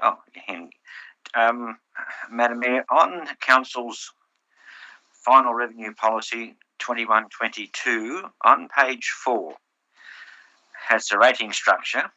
It mentions environmental levy of 4.2%. And of course, the environmental levy is part of our rating structure. Madam Mayor, my question is, would that environmental levy also be part of a potential rate rise 2% or more? Through you, Madam Mayor, the environmental levy is a set levy that we actually have, and it doesn't get impacted by the special rate variation. Thank you. Thank you, councillors. We have a resolution in front of us, but it had an amendment by Councillor McGinn. I don't know quite how to ask this question, but I agree with Councillor Shields when she was highlighting the foreshores at Southwest Rocks. She says 8 years. For me, it's 12. And what I can't understand is how we haven't progressed it any further. Well, we haven't had the money, but where in our priorities is this highlighted as one of our top priorities to progress it? And the road within that foreshore, is that funded through our roads budget, or is it funded through the foreshore redevelopment and Crown land? Because we haven't addressed it at all. And it's still in our financial plans and our delivery program, it's still the same as any other project that we're doing. It hasn't got any priority apart from we'll look for grant funding. Through Madam Mayor, your summary is accurate. And essentially we've got to find money to actually build things, and the foreshore there is the same as the foreshore at Crescent Head. It was the same as the foreshore at Stewart's Point, where we were able to secure the funding. It is a matter of actually trying to find it. This is largely new work, and we do need to find additional funding for that. If we were in a surplus position, then council would be able to allocate funds to these sorts of projects, and that's one of the reasons we need to actually address that long-term financial sustainability issue to actually free up some funds to move some of these projects forward. So, just for clarification, if we had Stewart's Point, Crescent Head and Southwest Rocks master plans there and a funding pool became available, would we be applying and putting the whole 3 scenarios up for funding? Do we rationalise them? In the past, the council has actually rationalised those and directed staff onto which ones are their priorities. Okay, thank you. Just on that, Madam Mayor, you did ask the question about whether the road was internal. I didn't hear an answer to that one. Yes, whether the funding for improving the road in the foreshore there is funded through our general road budget, or is it part of the master plan, has to be funded out of grant funding and Crown land income? Yeah, there is no funding available in the road budget for it, and there's no funding available in any other part of the budget at this stage. The local road and community infrastructure program has been announced, and that's something we'll be doing a briefing on with councillors probably potentially next month. So that will give councillors an opportunity to consider a project like this. Thank you, General Manager. Councillor Morris. Madam Mayor, I don't want to ask a question. I just want to make, I suppose, a comment. Not speaking for nor speaking against, but it's speaking about the motion. I find myself somewhat in a bit of a dilemma, between a rock and a hard place, you might say. There are several aspects of the documentation that I believe are very good. There are several aspects that I do not like and I'm not happy with. So whether you support or don't support what's there, I believe we need to be doing more at South West Rocks. I believe we must be doing the Rudders Lagoon thing. There are lots of good aspects. There are some things that I agree with and some things I disagree with. We need to be doing more with the sustainability strategy and the sustainability front. So all I'm saying is that I think I'm likely to support the adoption of these documentation, but I've got severe reservations about some of the things that are lacking within them. I know they're predominantly about finances, but I also believe that with some changes to priorities and some of the things, we could possibly get a different outcome. But that's just my thoughts. Thank you, Councillor. I will remind councillors we do have opportunity after the adoption of these. These are the primary guide, but we do have quarterly review, and we do have the opportunity will be coming up shortly for the new council to relook at the delivery plan. And if I may, Madam, councillors had several opportunities to have input into this prior to it actually going on draft, while it was on draft, before coming to the day. That's correct. Okay. Councillor McGinn. Thank you, Madam Mayor. I guess we have talked about this for quite some time now.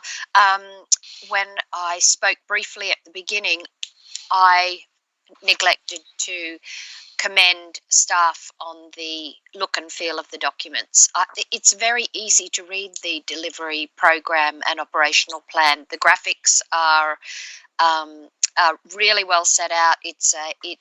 The document progresses from the macro information down to the various projects, and I think it would be remiss of me or councillors if they didn't thank the staff for the effort that's gone into preparing the suite of documents. So I did just want to make sure that that was voiced. Thank you. Hear, hear. Hear, hear. Thank you, Councillor McGinn. And that was even mentioned in some of the submissions that we had, that the documents were easy to read and they've been very carefully prepared. If there's no further comment, is there any dissent? Thank you, councillors. That has been accepted. We will now move on to item number 9.2, which is the dog walking access and signage review. We do have a recommendation. Do I have a mover of the recommendation? Yeah. Councillor Baxter, do I have a seconder? Councillor Horville, did you second that? I can't hear you. Can I? Sorry, Madam Mayor, no, I wasn't seconding it. I was going to move some amendments and that was too late. Okay, thank you. Well, I'll second it if there's no seconder. Can I move an amendment, Chair? I'd like to move an amendment. Go into workshop. Oh, we'll go into workshop. Move that way, Madam Mayor, workshop. Can we go into Second that. Great idea. So, Madam Mayor, could I put my amendments up and see if people think they're worthy of it? Because I'm just adding to what's already there. I'll agree to go into workshop. There'll be opportunity for you to do that, as Councillor Baxter also moved that he wanted to move amendments. Thank you, Madam Mayor. Do we all agree we go into workshop? Yes. There's no dissent. So we're in workshop. So first of all, Councillor Baxter, can you just highlight what your thoughts around your amendment and what you're thinking, and then we'll take Councillor Horville, and then Councillor Saul's got his light on. No, he hasn't. So Councillor Baxter. Well, looking at point 2, where we endorse or accept attachment 4 and all the preferred access options on those maps in attachment 4 of the attachments.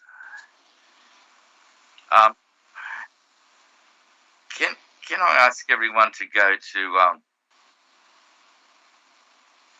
attachment 2, page 8,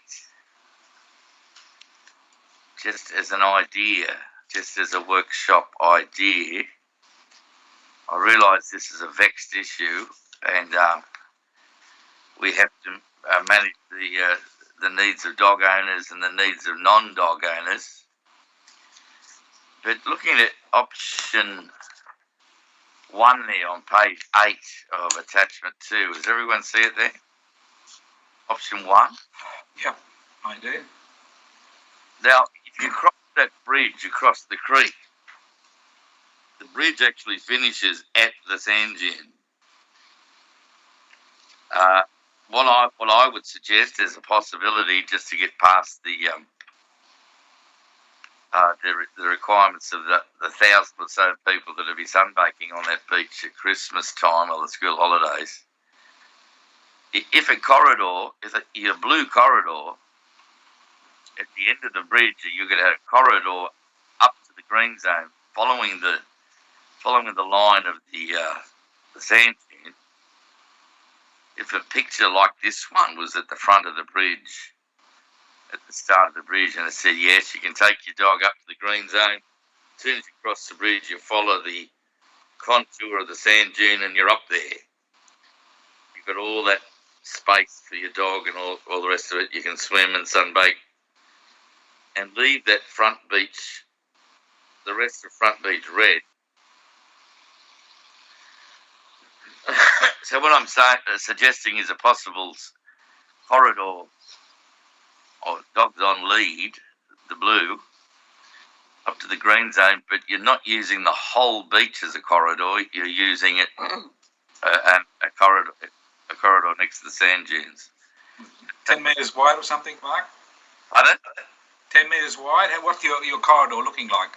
Well, just a normal, 10, 20 metres wide. You're coming out off the sand dunes there. You're walking straight up to the green zone. In other words, you're not taking your dog into the creek. You're not taking your dog to a beach umbrella and sitting there all day with the dog there.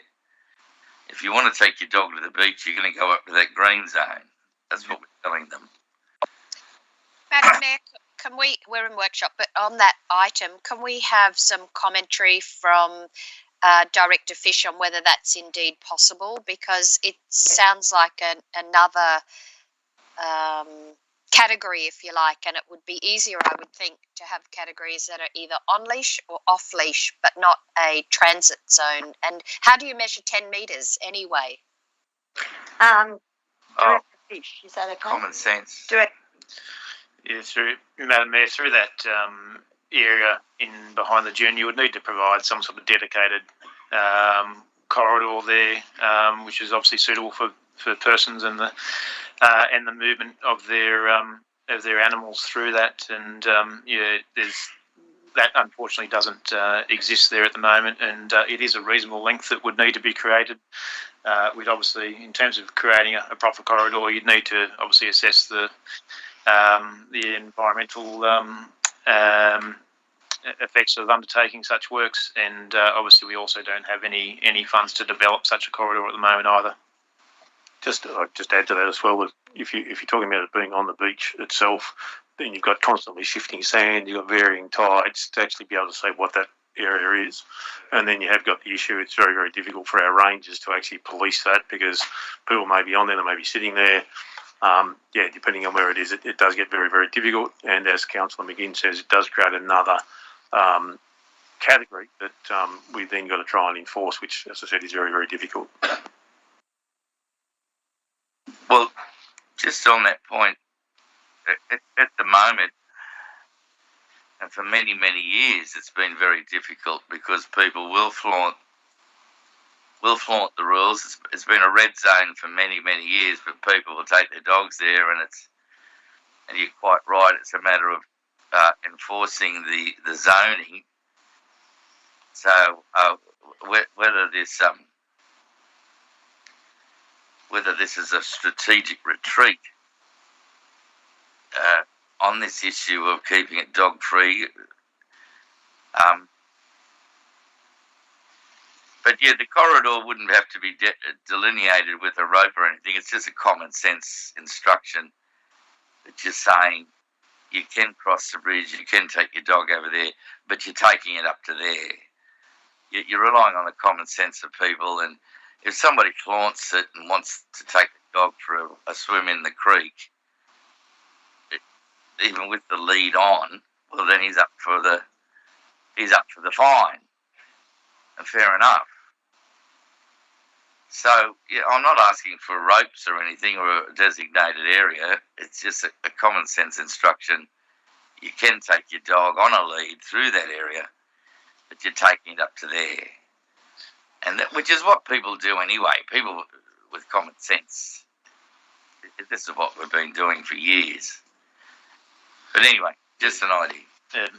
It's through you, Madam Mayor. If I just clarify, just in terms of the point that Councillor Baxter was making, in the past, the area of the beach frontage and Killy Creek has been a dog prohibited area, but there has been a transition zone permitted through that to get up to the dog off leash area, and that has been the provision in place, which basically obviously forces people to make, I guess, a direct movement up to the off-leash area. The challenge with that is around, from an enforcement perspective, plus also things like signposting and those sorts of things. It's quite a complicated thing to signpost that it's a dog-prohibited area, yet you're allowed to traverse it to get up to the dog's off-leash area. So the options that we put in front of you have sought to obviously simplify that by purely having the area as on leash, and obviously, as Councillor Baxter said, the great majority will obviously continue to move further to the north to get to the off leash area, but it's certainly about trying to simplify the options. It's not just Crescent Head as much as we can. I'm going to go to Councillor Horville, but before we do, just so we can simplify our conversation here, with our recommendation, we have four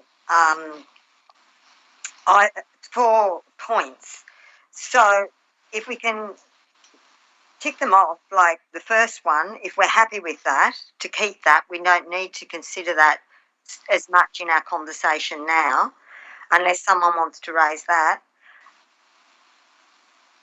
The access options for Hat Head, South West Rocks, Crescent Head and Grassy Head as detailed, probably need to discuss that. Our main problem, what I get, is around Crescent Head.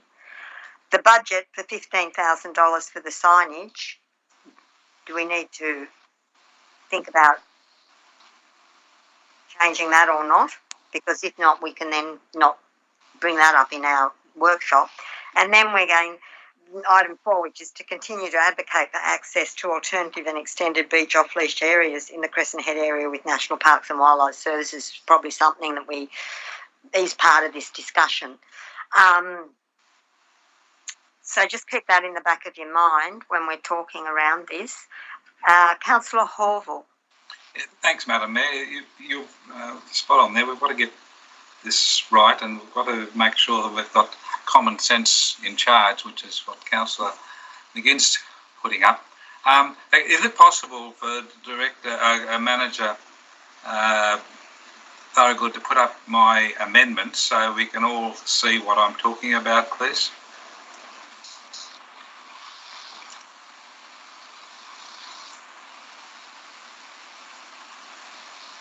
So, replacing number 4, which seems to be a watered down version of what was actually in the options paper, with what's in the options paper, which says, at Crescent Head, Kempsey Council continues to support access to back beach via either an ongoing agreement with National Parks and Wildlife Service or a re-gazettal of the National Park area north of the vehicle access point, as well as converting the Richardson's Crossing area of National Park to a regional park. Now, that was in the report, and that's a possibility, so I think we can put that back as number 4. And then at 5, I think we should negotiate as an interim measure with National Parks and Wildlife Service to change their plan of management. And this is the sticking point with national parks. They've got a plan of management for each national park. If they can change it for both Richardson's Crossing access and Back Beach access to allow dog owners to transport their pets within vehicles. This is the common sense approach we need to try and get going, in that having a dog in the vehicle isn't going to damage the environment. You can drive your vehicle through to both those things to the beach, but you're not allowed to have your pets within the vehicles because of their plan of management. So again, we need a bit of common sense there. Then we go in number 6, I'm talking about we're going to try and advocate different things. And we can get rid of the word will because it's not necessary, because we're talking about council. Council send letters of support for the issues outlined in point 4 to Matthew Keane MP, who's the Minister for Energy and Environment, and our local member, Melinda Pavey MP, Minister for Water, Property and Housing, and the Honourable Penny Sharp, MLC Shadow Environment Minister. Any replies received to be forwarded to councils. That's my amendments. If anyone can see any pluses there, please tell me, because it's what I thought about after the briefing last night. We've got to try and get common sense going and getting the dog owners on side, as well as looking after the general public and keeping the environment protected as well. So I think we address all those things there in those amendments, but I'm prepared to come up with different views. Thank you very much, Madam Mayor. Thank you, Councillor Warborn. Madam Mayor, on 9.2 of Councillor Horville's, I beg your pardon, dot point 5, instead of negotiate as an interim measure, could we say advocate? Sounds like a better word. Thank you. Can I just clarify? So if we went down this path, what would we be doing with the main creek area? We'd adopt that as number 2. I would say, Madam Mayor, that until these items are considered and resolved, you would still need to give the community access to the front beaches because they have nowhere else to go. That could be a change after and if these items that Councillor Horville puts up were successful. And at the moment, just so my understanding is right, at the moment, people can use as a transiting area through across the bridge, etc. Yeah. The problem that we see in our reporting is the fact that it's the signposting, how we signage it. It's more complicated and to do that. But people read signs, we should be able to manage to tell them what we want, what the expectation is. Is that correct? Yeah, through you, Madam Mayor, if I can, just, I guess, a bit of an overview on this. There's clearly a lot of agreement from the councillors on most of this resolution. There's some issues clearly around just that small part of the beach there at Crescent Head off the bridge. What's happened here is dogs on beaches is one of the most contentious things I've ever dealt with in any council. And I've got to say, the way our staff have handled this is actually the best I've actually seen it. They've been quite fantastic in that engagement with the parties and certainly the groups that have talked to us and things like that have been very cooperative and constructive in the way they've actually engaged in that whole process. What this whole plan hopes to do is make it very, very clear to the community where there are no-go zones with dogs or pets, where there is on-leash areas, where there is off-leash areas, in those critical areas where they're fairly populous. That's not all that's happening. What there is, obviously, then with that is a series of very clear maps and updated maps that goes along with all the signage that actually does that as well. We'll then be in a far better position to undertake active enforcement of those, which reinforces the behaviour of people. So if you have people, as example, on that blue zone at Crescent Head who have got their dogs off leash, it's very, very clear that they're not supposed to be, so our rangers can actually just go in and issue them a penalty with no problems at all. The other aspect of it is clearly there's an education campaign that we will need to undertake with us and also with National Parks and Wildlife, because they need to undertake a fairly active role in this as well, and they've certainly been looking at doing that. So I think there's that larger picture with all of this, but what the community, and we're not dealing just with our own community, dealing with visitors, and as a pet owner who goes to places and visits, one of the first things a tourist looks for is clear signage both on your website and documentation of where you can take your dogs, and then when you go somewhere to actually see that. And it has to be pretty simple. So this certainly makes the huge steps forward in making it a lot clearer. We've seen a lot of emails and a lot of comments from community members about how dysfunctional it is at the moment, how difficult it is, and we know from a ranger's perspective it's very, very difficult. So this allows us to actually try and pull all that together. And certainly what's been recommended there, the issues around national parks is that they do have their own legislation they have to follow, and we certainly can advocate for an interim or attempt to negotiate for an interim measure. At the end of the day, that will be their decision. It won't be council's decision. It is their legislation. It will be up to them to make those appropriate decisions. And certainly anything that looks at re-gazettal is very long term. That's not something that's going to happen, in 6 months or 12 months. That is something that will take several years for that to happen. So it's really important whatever we put in place now is something that people can go out and do now, that we're not holding on to something in the future. And I think what the staff have packaged up there is something that we can do now, and if any of these changes happen in the future, we can actually build them into it.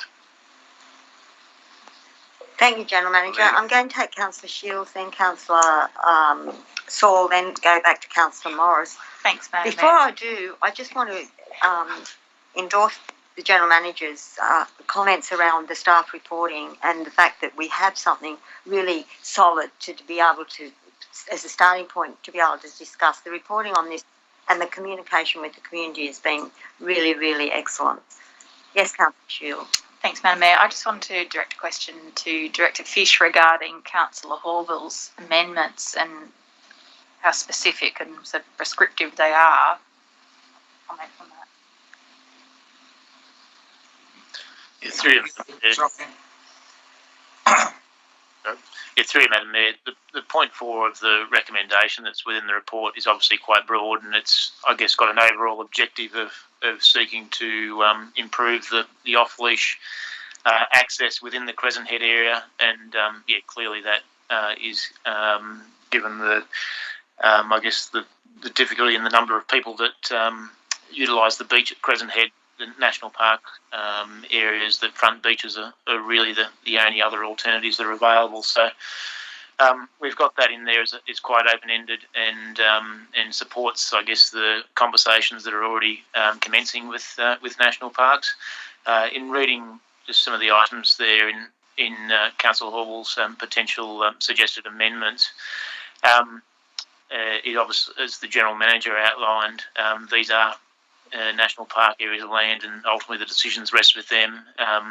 The alternatives suggested there are perhaps stating or telling national parks what to do, and potentially may not are not conducive to I guess a positive working relationship with the national parks. That's why we've probably worded recommendation 4 as it is there at the moment.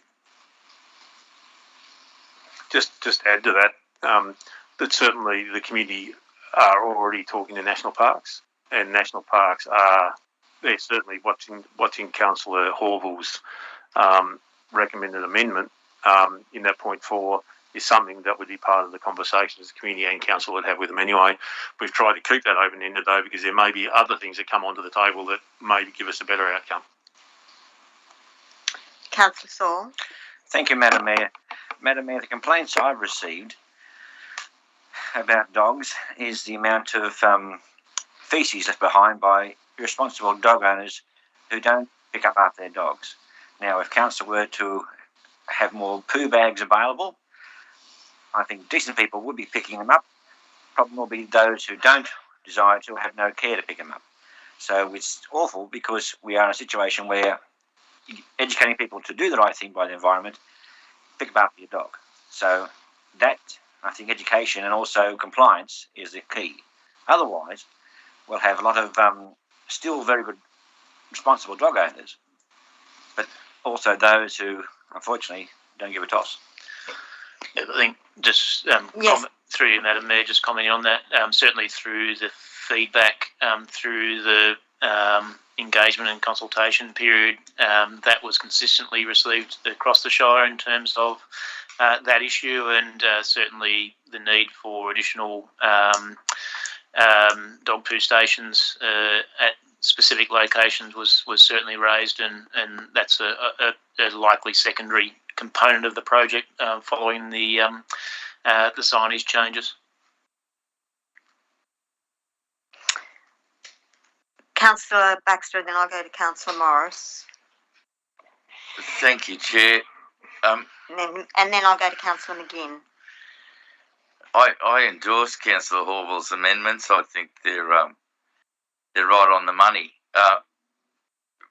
Back to the General Manager's comments about the compromise. I realise it's a compromise because of the National Parks actions, but when you say the blue zone will allow for enforcement, Director Fish highlighted the point that the problem has been enforcing.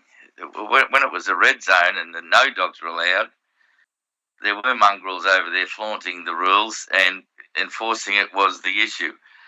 So I think it'll still stay the issue, whether it's blue zone or red zone. Some owners will take them off the lead, and some. So it does come back to enforcement. Can I offer an amendment to point 2? Just on the back of all this feedback, that we adopt we adopt it, but in 7 months, let's say at the end of this Christmas holidays, the council assess the effectiveness of the changes. I mean, if the changes have not worked and we've got dogs running amok, and we've got problems with this, and I applaud the compromise deal you've tried to strike because of the National Parks edict. Can we add a point 2 there that a reappraisal or an appraisal of the success of these measures be taken in 7 months from now, that we might, if necessary, have to change it because of the changes we're making. Is that possible if we could make that an amendment to point 2 that we adopt, and in 7 months appraise the efficiency of the changes? What about a 12-month review? Just a moment, Councillor Baxter. General Manager's got a comment on that, Yeah, Councillor McGinn. it's actually directly in line with Councillor McGinn. I think you'd actually put in a point 7, and that would be that something along the lines of a councillor briefing be held prior to the end of the financial year. So there'd be somewhere around the May-June period next year. That would provide an evaluation of the rollout and of the implementation of this report. That would then allow council to assess it. We'd actually have some data. We'd be able to see what level of enforcement. Gives us time to get some of the signs up as well, and to get some of the education campaign out. So we'll be able to provide an overview of what's actually happened, and also we'd be able to have some feedback from the community around this as well. But you certainly need longer than just that 7 months. I think if you're looking around that May-June period and just put it in as item 7 as a separate item, Yeah, thank you, sir. I take that advice. Could I just have one more question, Chair? When the new signage goes up, that small percentage of the population that really don't care, as Councillor Saul says, could we make it crystal clear just how big the fine is if you do let your dog off the lead, if you do breach these rules? Because unfortunately, a certain percentage of the population will only do the right thing if there's a big stick there to like $1,000 fine. I don't know what the fine is if you do have your dog on the beach off the lead, but if that could be part of the signage, I think that will help enforce it. General Manager? Yeah, through Madam Mayor, we certainly want to do, as I said, the signage, you want to do that well, and we certainly follow the mandatory requirements, and if there's possibilities to add a little bit extra. But a big part of this will be the community education campaign that goes with it. And again, I guess speaking as a dog owner, there's a lot of community pressure from dog owners on each other now to make sure they clean up after them, that they actually are having on leads. But yeah, there still are some irresponsible people, and that's where our rangers come in. But we also have to understand our rangers have limited resources, and they're not going to be on those beaches for all the daylight hours, you know, through the summer and things like that, 7 days a week. So these things will still occur, and yeah, it is part of a community effort to actually enforce this as well.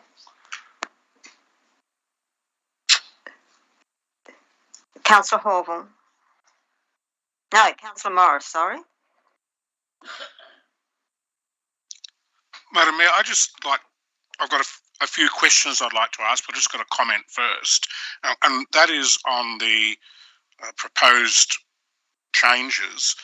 I think rather than where we're talking about the potential for regazettal or for changes to the plan of management, that rather than specifically state for Richardson's Crossing area, that we have that more open and say where, or for areas where that is desirable, because there may be other areas that come up in the future or that come up with further investigation. So rather than limiting ourselves to Richardson's Crossing area of National Park to Regional Park, those areas that are deemed desirable. If there's any thoughts on that as a way of making it more open and not as prescriptive. But the other questions that I've got, or the other requests that I've got, are in line with what I brought up last night when we were at the briefing session. When you go to the maps on attachment 4 for Southwest Rocks, the map that shows Main Beach has Horseshoe Bay as a prohibited zone, but the map that shows Back Creek Beach has no indication for Horseshoe Bay, and yet Horseshoe Bay is clearly visible in both maps. I believe we need to adjust the maps to show that on both of the maps, so that if somebody looks at one map, they would assume that, okay, there's no restriction at Horseshoe Bay because I've seen the map that says nothing, as opposed to the other map that says it's prohibited.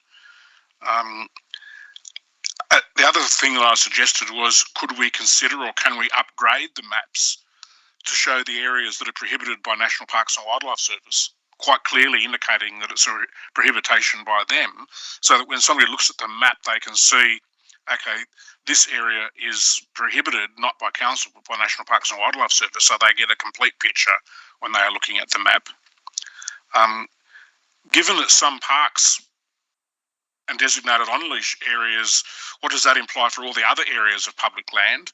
And quite clearly, all the other areas except for playing fields are generally open to on-leash. So should we be stipulating on-leash except for the beach areas, or should we be saying anywhere that is not restricted to, or is not open to off-leash, or is not prohibited, is on-leash? So everybody is clear that anywhere across the local government area is on-leash provision.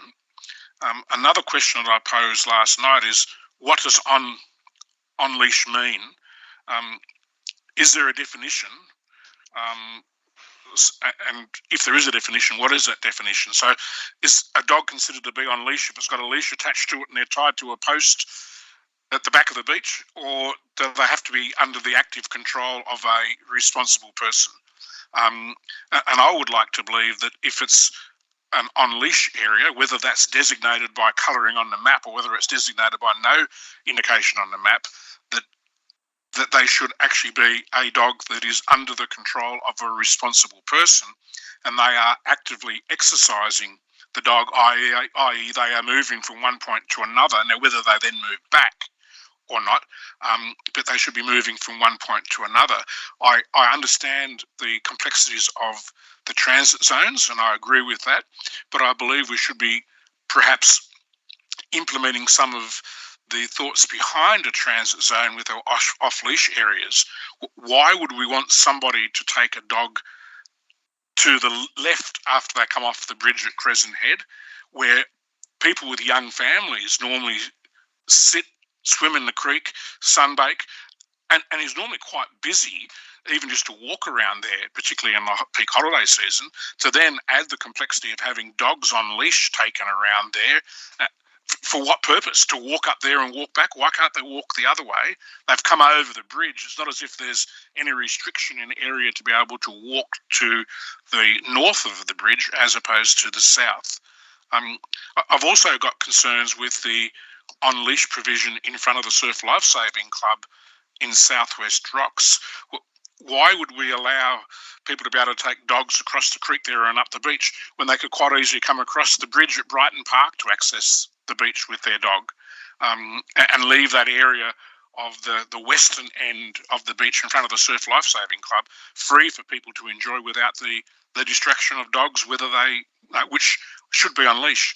But what we need to do is make sure that we have things that are clear and can be easily implemented and protect people from not the responsible dog owners that will have them on leash and we're doing the right thing, but those that probably, or that we know don't at times.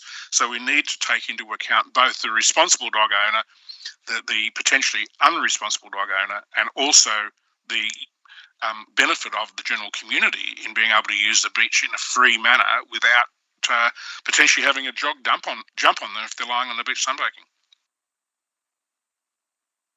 Yeah, through you, Madam Mayor. Director Fish. Apologies, Councillor Morris. I didn't start writing down the questions you'd asked until about 2/3 of the way through, so I will forget some of them, so we may have to revisit them. I can repeat them if you need them. I'll do my best.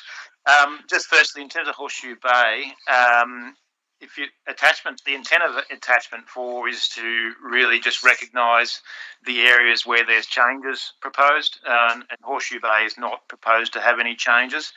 The attachment 4 is ultimately not what I guess we'll be putting out there in terms of our communications material on our websites and that sort of thing. That will be developed following Council's resolution. So attachment 4 is only purely for the purposes of your resolution today. It certainly won't be used for promotional material or information, those sorts of things going forward. So there's not necessarily a need to update Horseshoe Bay onto the main beach area of Southwest Rocks.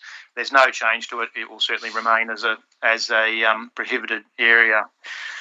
In terms of dogs on leash, there is a definition of that, which is basically states that a dog that is in a public place must be under effective control of some competent person by means of an adequate chain, cord, or leash. So basically, a person needs to be controlling the dog on a leash, obviously, to meet that definition. So obviously, our rangers would apply that in terms of their enforcement as to whether a dog is on leash within one of the on leash areas.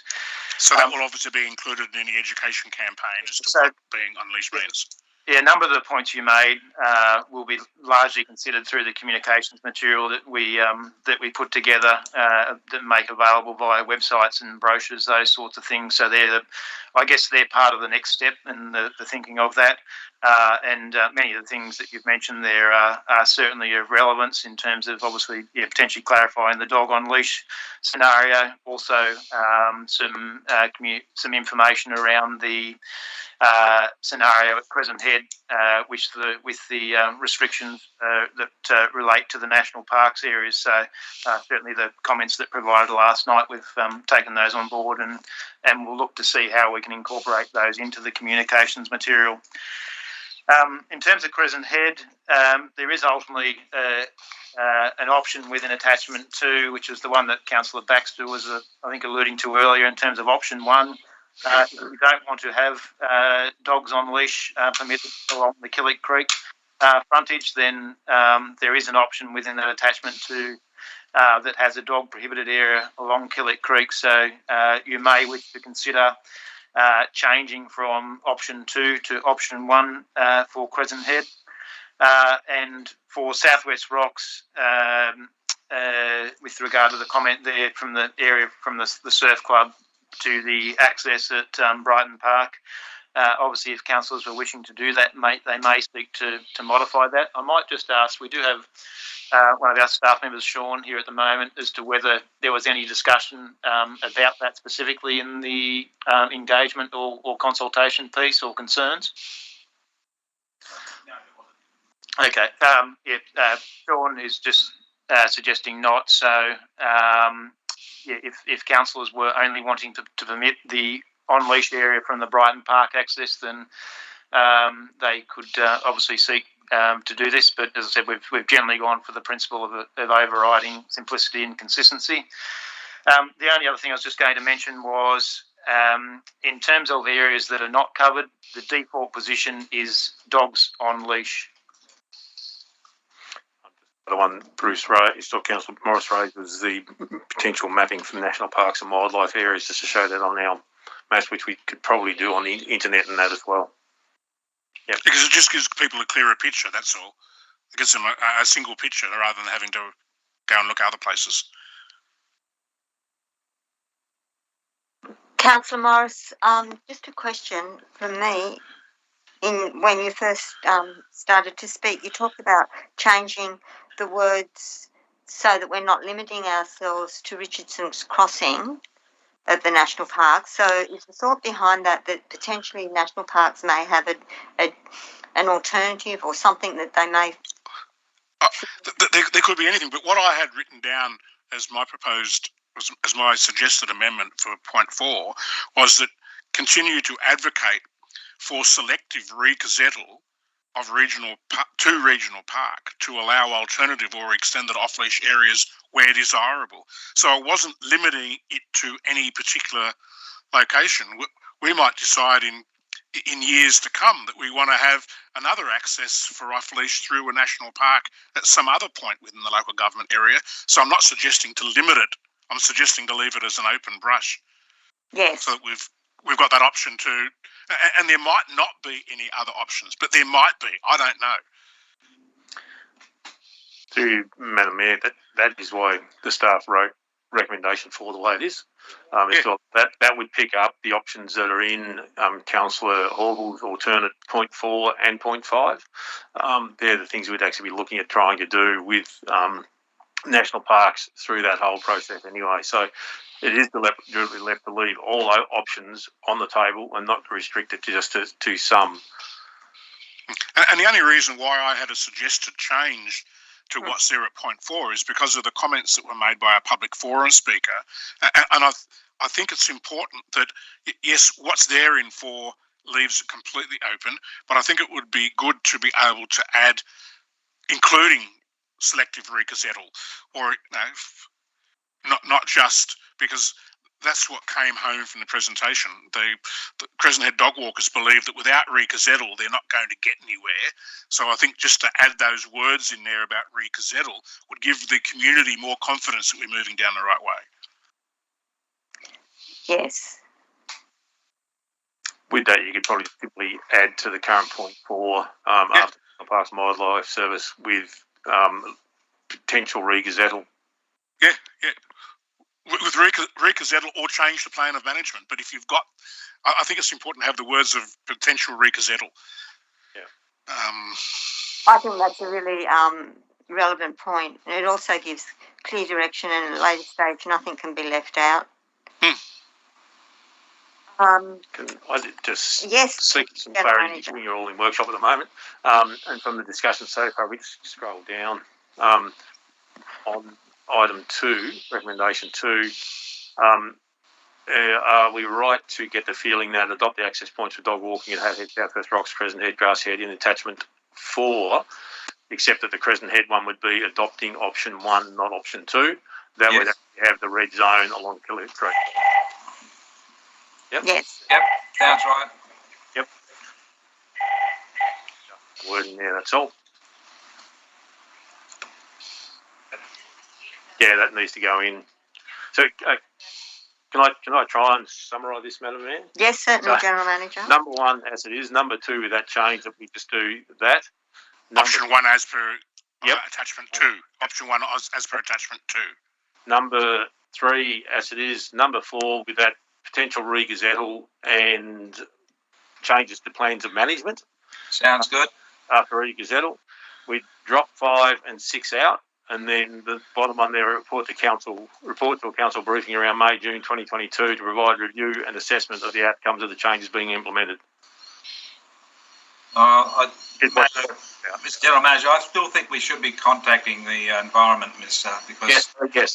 he's still in charge of the National Parks and Wildlife Service. Oh, yeah, number 6 could stay in, sorry. Yes. Thank you. Okay. While we're actually getting exactly on the screen, so we can go through it when we get back into open council, is there anyone else that wants to speak? Yes, Councillor McGinn, Councillor Morris, and Councillor Hall will all want to speak. So, Yeah, there we go, up there. Councillor McGinn. Okay, thank you, Madam Mayor. I'm broadly in agreement with where we're at up there. What I would like to add to the conversation is I was just thinking about how we communicate this to both dog owners and non-dog owners in our shire. I did float the idea when we were in our council workshop that would it be possible to have a phone app developed at very low cost so that people knew where they were and could look up the app to see if they were in an on-leash, off-leash area or a dogs prohibited area. But subsequent to that, and while I've been sitting here, I've just been thinking with the considerable signage that's being redesigned and going up around these areas, would a better idea be that a QR code is put on every one of those signs so that anybody that's reading the dog sign can hold their phone to the QR code on the sign and immediately be taken to the Shire Council's website that gives them a clear indication of the maps as to where the dogs should or should not be. And that would seem to me something that would be useful for the community. Yeah, through you, Madam Mayor, certainly there's some suggestions we can take on board. I think the actual rollout of the education campaign, we do have a very good comms unit who'll be able to pick all those. Yes, not trying to do their job for them, I might add. We'll just work out what we can do within the resources, and over time we can develop some of those things as well. But we certainly got very active links to our, there'll be very active links obviously to our website. We do have the potential to link QR codes, so we can have a look at all those options, and what will roll out will be what we think is the best thing with the resources. It's a great idea. But you would need to have the maps still comprehensive and the signs comprehensive. Not everybody has a smartphone, and not everybody takes a smartphone to the beach. And that's why we have the signage there. Yeah. It would complement the signage, not replace it. Yes. Yeah. No. Councillor Morris. I just had I was thinking before. I've got a question first, and then I've got another sort of comment on the proposed amendments. The question is to the appropriate staff. The changes in Hat Head. Why do we need the off-leash area from the boat launching ramp, which is up along the beach, where it's currently prohibited? At this stage, they seem like it's on leash from the Surf Lifesaving Club up over the beach and then to the left, where this is proposing to open it up further, which means that there's nowhere at Hat Head Beach where people can go to the beach, relax, and not potentially be having a dog walking part or walking over them or through them or at them. I'm just curious as to why the change there, because anybody that's coming down the creek from the caravan park can quite easily come out and come over at the Surf Lifesaving Club. What's the perceived advantage there? A similar situation to what we've got at Crescent Head.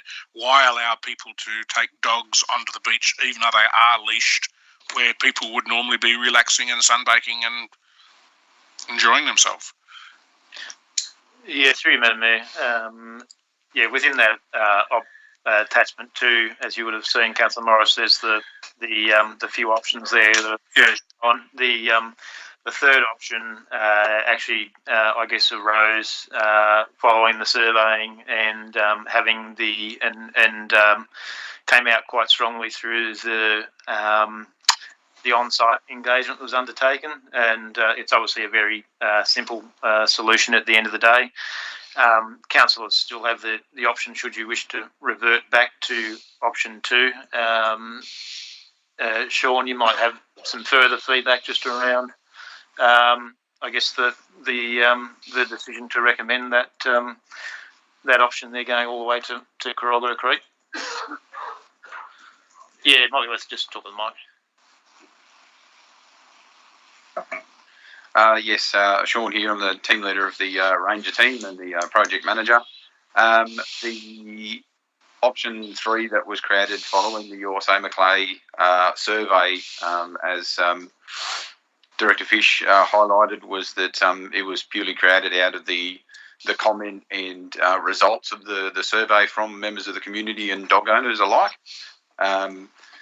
The option 2, as part of the actual, that was offered up as part of the actual survey, was offered up for the very reasons that Councillor Morris highlighted then, as to maintain some sort of a dog prohibited area, noting that we were doing away with this transit rule across the entire Shire. And as noted as part of the Yorsay Macleay, was that the actual dog prohibited area, depending on the outcomes of the Yorsay Macleay survey, can be sort of decreased further if we need to, back towards the actual sort of mouth of the creek. But that's why that second option there was part of the Yorsay Macleay summary. So how many responses were there from Hat Head residents or holiday makers in relation to the proposals for Hat Head? I don't have the report in front of me. Director, because I'm just wondering whether we're responding to half a dozen requests, and there may be hundreds out there that would not be supportive of it if they knew that the changes were likely. There were 105 responses from Hat Head. And they all said that we should be extending it back, or it was fairly mixed, or... I don't have the breakdown right in front of me at this stage. If you just wait 30 seconds, I might have it. I suggest there's a mixture of feedback, but the other one thing, Councillor Morris, given Councillor Baxter has put in for the, I guess, the review, approximately 12 months. The fact that potentially provides provides a circuit breaker if there is a problem with it. Yeah, that's an option, but you've also got the option to revert back to option 2, as alerted in attachment 2. Yeah, just that I've got concerns with the recommended option. No, but that doesn't mean I'm right. That's why I'm asking what the survey results showed. How many people responded from Hat Head, and what was their responses like? Like, if it was a 50-50 split, maybe we should be maintaining the status quo. If it was an 80-20 split, well, maybe, we should be doing what's being recommended. And I don't know what that split was, because we're not provided with that information to make that determination. I think staff have obviously assessed the feedback through the survey and what's been reinforced through the on-site session, and obviously determined that the the third option there is recommended, and that's obviously just a collation of all the information that's ahead of them in undertaking that assessment. But certainly that option 2 well and truly remains a viable option for council to consider. Just have got the numbers for what Councillor Morris is asking. What council put out on exhibition was the option 2, which had that small red section there. Of the 105 residents that provided information, 77 strongly disagreed with that option, which still had that red zone down around the mouth of the creek.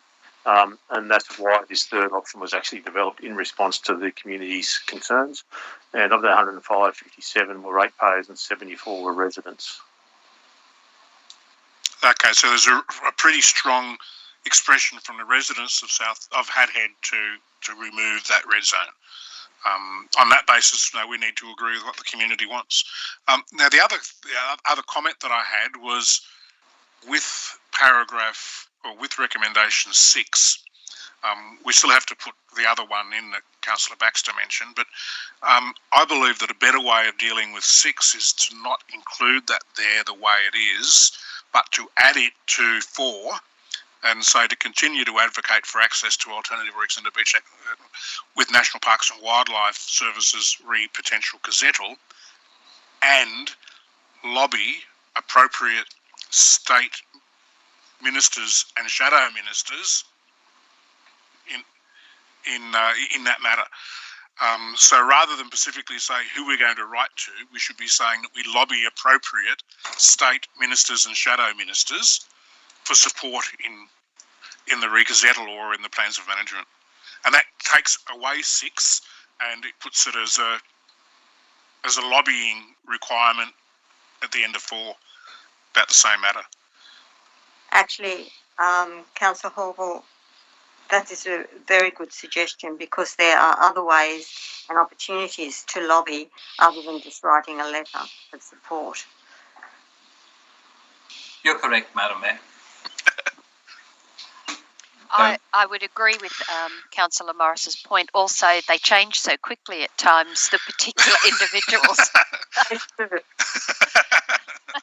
I don't think our local members changing much. No, but their roles, Ken. Yeah. And maybe we need to add in, state the local member and appropriate state and shadow ministers. But I think it's implied when I say appropriate state and shadow ministers, it would also include the local member. But you could include that as an additional comment if you wish to. Could I add back into the number 4, please? Because General Manager actually spoke about this. Potential re-gazettal, comma, and change of plan of management. That's what you're negotiating or talking about. And so change plan of management, which would enable the cars to go through with the dogs inside if they change their plan of management. So it's when it's currently being reviewed. Yeah, but we should still have it in there that we ask them to change their plan. Oh, yeah, agree. Could we put that back in, please? After re-gazettal? And or changes to plans of management.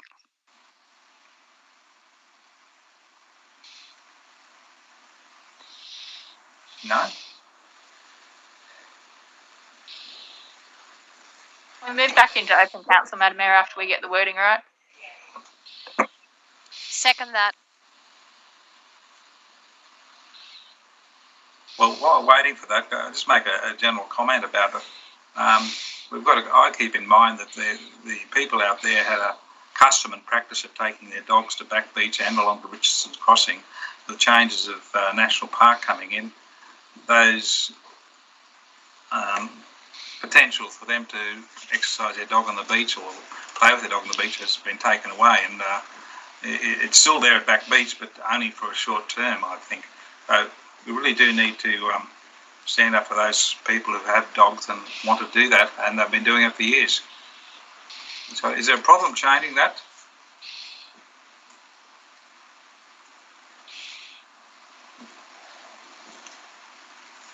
That's been updated. I'm not sure if we've missed anything still. Oh, down there, or support for possible re-going. Yeah, I see it now. You've moved it then. Thank you very much.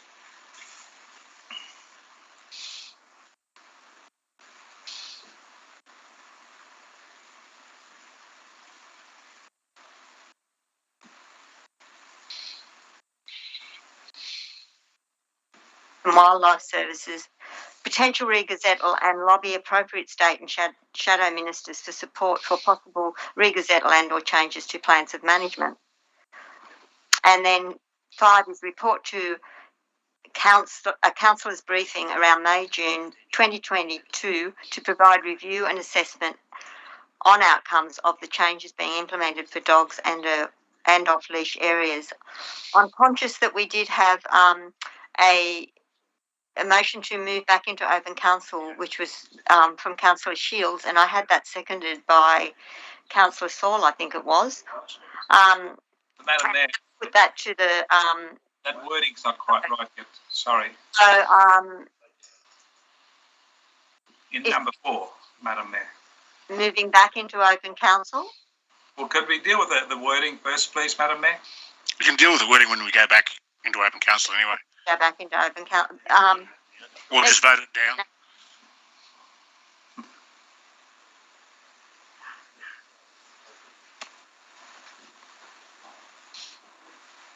You still have your hand up, Councillor Morris. Yes, because at some stage, whether it be in workshop when we go back to open council, I would like to make a suggestion to the change in wording in 2, and we need to correct the wording in 4, but that can be done before or after. In open council or in workshop. Do it now because it might create more changing.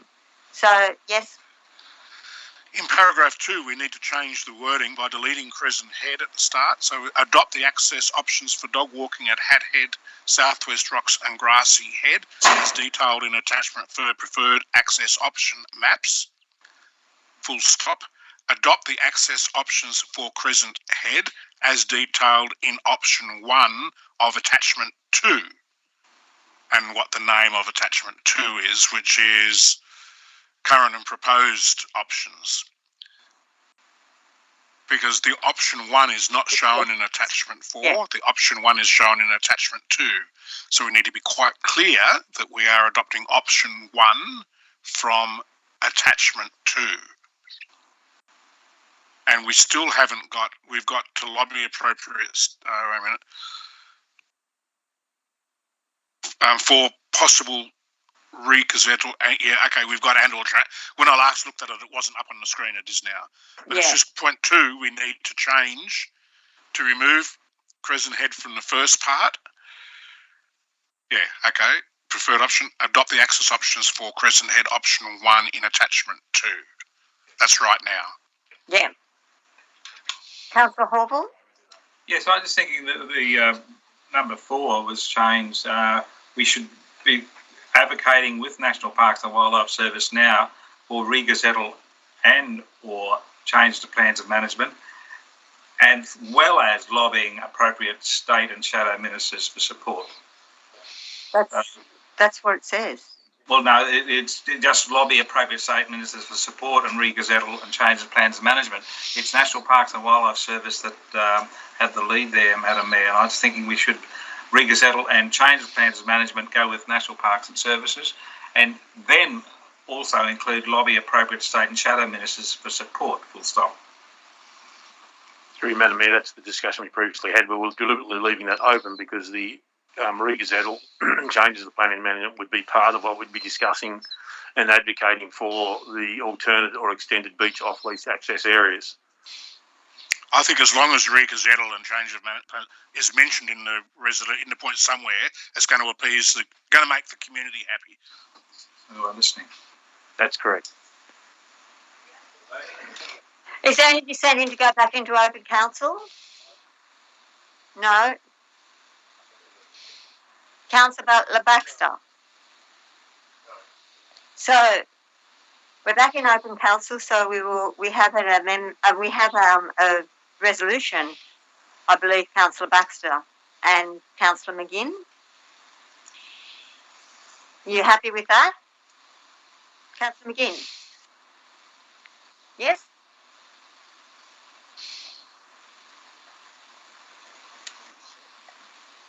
Okay.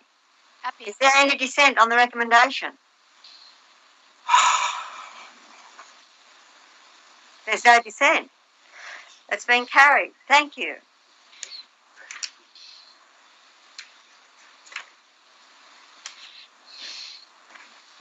.3. Move that There's way. a recommendation. Thank you, Councillor Shields. Seconder? Second that. It was seconded by Councillor Williams, just before you got in, Councillor McGinn. It's pretty straightforward. Is there any question? Councillor Horville. Yes, Madam Mayor, if I just bring the appropriate page up, if you could wait for a moment, please. It's page, oh dear, sorry, keeping you waiting. 29. Yeah, found it, thank you. Subdivision 1, not 2, Ocean Street, Southwest Rocks.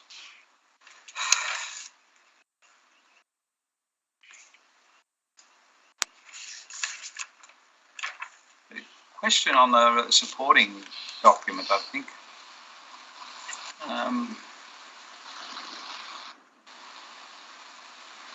In the plans for that.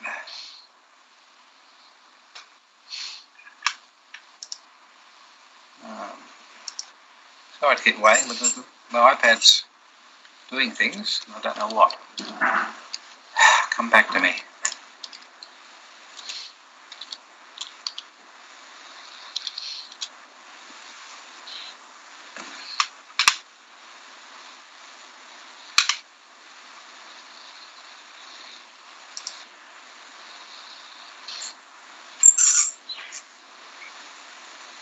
Actually to do with the plans that were put to council.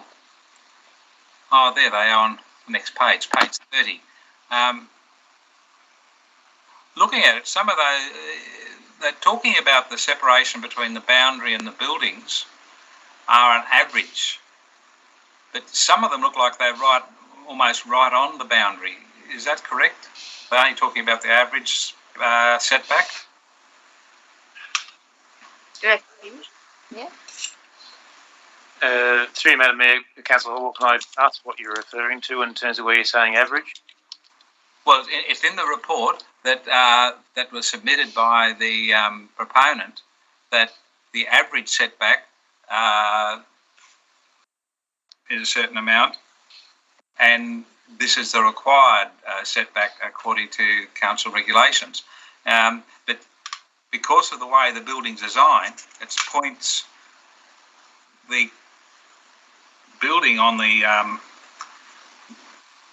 north and south sides are almost touching the boundary. And should that be allowed?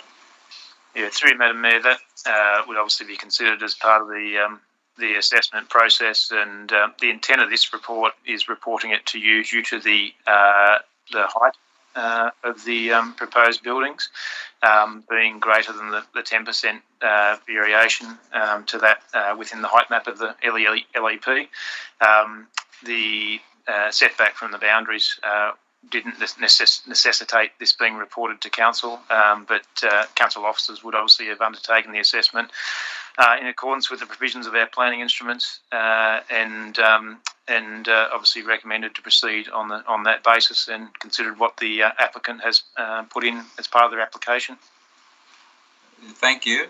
My other question was, have all neighbours, back, side and across the road, been notified in writing of this development?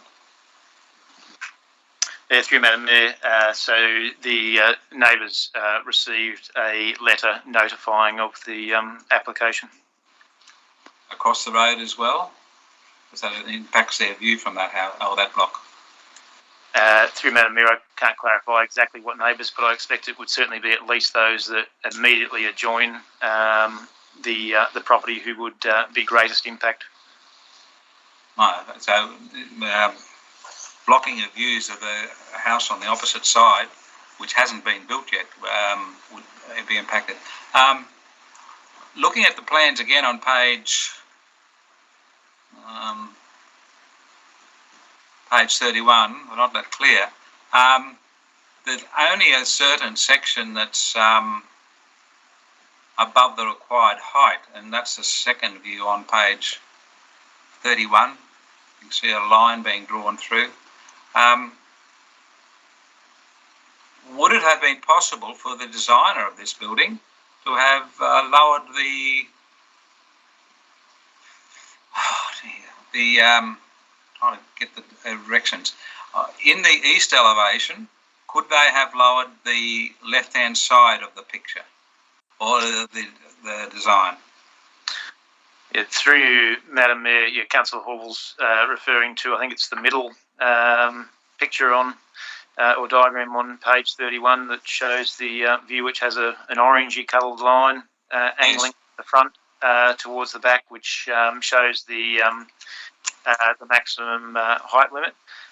Ultimately, the applicant has made the application based on the design building they have obviously come up with.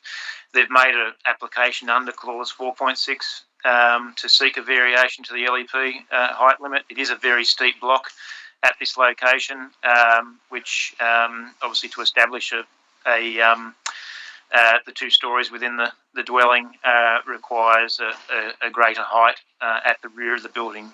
Ultimately, they could design a building to comply with the fully comply with the LEP, but within that clause 4.6, it provides for that ability for variation, and the applicant has made application using that provision. Okay, thank you.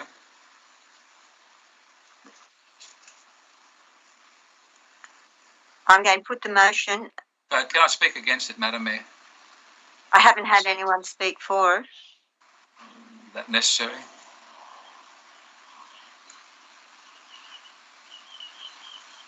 May I speak, Madam Mayor? Whether can reserve their right. Who moved it?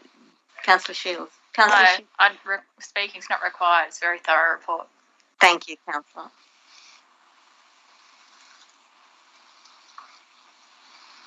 Madam Mayor, am I allowed to speak now? Yes, Councillor. Sorry, Madam Mayor, I didn't realise you'd call me. I'm just still on the idea that we have the local environment plan and the building control code that is very specific, and the developers or the owners getting these things built should be able to look at that and say, well, no, that's not allowed. I know, as Director Fisher's just told us, it is possible to apply for this sort of variation, but it's a variation that it then sets a precedent every time that, oh, well, you've allowed this, therefore anyone can do it, and it makes a mockery of our local environment plan if it continually said, oh, you can change it if you want to. And I'm just of the opinion we should stick to the rules unless the local environment plan is changed, and it hasn't been. Thank you, Madam Mayor. Thank you, Councillor. I'm going to put the recommendation. Any dissent from the recommendation? Thank you. That's Councillor Horville. Thank you, Madam Mayor. It's been carried. 9.4, which is the subdivision 1 lot into 2 Move that lots. way. Thank you, Councillor Shields. Second to Councillor. Second that. Thank you, Councillor McGinn. Councillor Horville. Yes, Madam Mayor, the concern I have with this subdivision is that the new block being created on the eastern side of the block, which will be the vacant block, fronts onto a... Councillor Horville, are you asking a question? Because I haven't asked Councillor Shields if she would like to speak. She is... sorry, Madam Mayor. I'll wait for Councillor Shields. You reserve your right, Councillor Shields. She reserves her right. So are you speaking for, against again, or are you asking a question? I'm asking a question because in the Madam Mayor, sorry to interrupt you. Can I speak now? Yes. Thank you. In the documentation provided to us, it talks about that laneway that will be the main entrance to the new block being created, that clever engineering or a turntable will enable people to park a vehicle on the block. So looking at Google Maps and Street View, it appears it's a very steep, very narrow block. And when you look at the mapping of the area, there's a roadway or up to this block, but how wide is it? Because it appears that you can't turn around in that laneway. You have to turn around on your block. Now, what's the width of the laneway is my question. Thank you, Director Fish. Yeah, through you, Madam Mayor. The conditions of the consent deal with the access to the property and obviously ensuring that that is appropriate, and there is actually reference to a previous consent. So it's obviously seeking to ensure there's appropriate provisions for the access to the property are in place and documented within those conditions. And the other question I have is that the block is being subdivided into two, below the 500 square metre limit at 383. Is it still part of the council's local environment plan that a subdivision can only occur when the block is vacant? There's already a house there. Has that been addressed by council? Through you, Madam Mayor, you're referring to the existing house that's off East Street? Yes. Yeah, so that's outlined within the report. So our planning instruments provide for a development that would, for example, if this lot didn't have buildings on it and a person sought to subdivide that into two and put two dwellings on it, that provides to go down to, I think it's 300 square metres. The ultimate, I guess, outcome of this particular proposal is achieving a similar outcome. You do have a dwelling, as you've just pointed out, on the East Street fronting side of the lot, and obviously proposal with the subdivision would ultimately the outcome would be another dwelling on the upper street frontage of Scott Street. So yeah, it's outlined within the report. Very similar scenario here to some previous reports that or development applications that council have seen over the past couple of years, and we've included a similar comment within those reports to explain what the provisions are in the LEP. Thank you, Director Fish.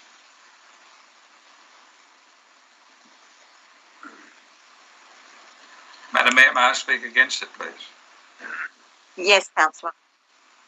Thank you, Madam Mayor. My position, I think, is already known. I really don't think we need to keep having small blocks of land to build houses on.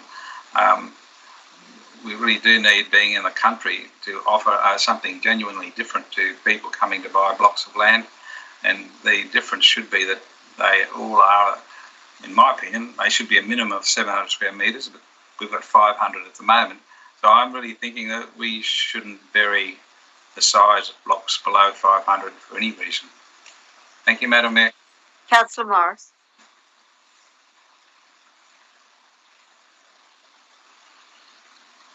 Madam Mayor, just a question of administrative nature. This particular report and the previous report have diagrams attached, which I find the resolution of with Indocs on tap is not legible, or all the wording is not legible. They used to be included as an attachment. Can we either embed them with Indocs on tap at a resolution such that we can zoom in and read them, or can they be, in addition to being put in the document with that lower resolution, be included as an attachment as well? General Just Manager. an administrative type question. Yes, thank you. We'll look into that, Madam Mayor. You caught that response, Councillor Morris? Yeah, thank you. Yeah, thank you. Thank Yeah, you. that's just that some of them you just can't read, so there's no point in having them there if you can't read them. I know the one on this attachment you can read most of it, but the previous attachment there's a lot of it that you can't read the words on the diagrams.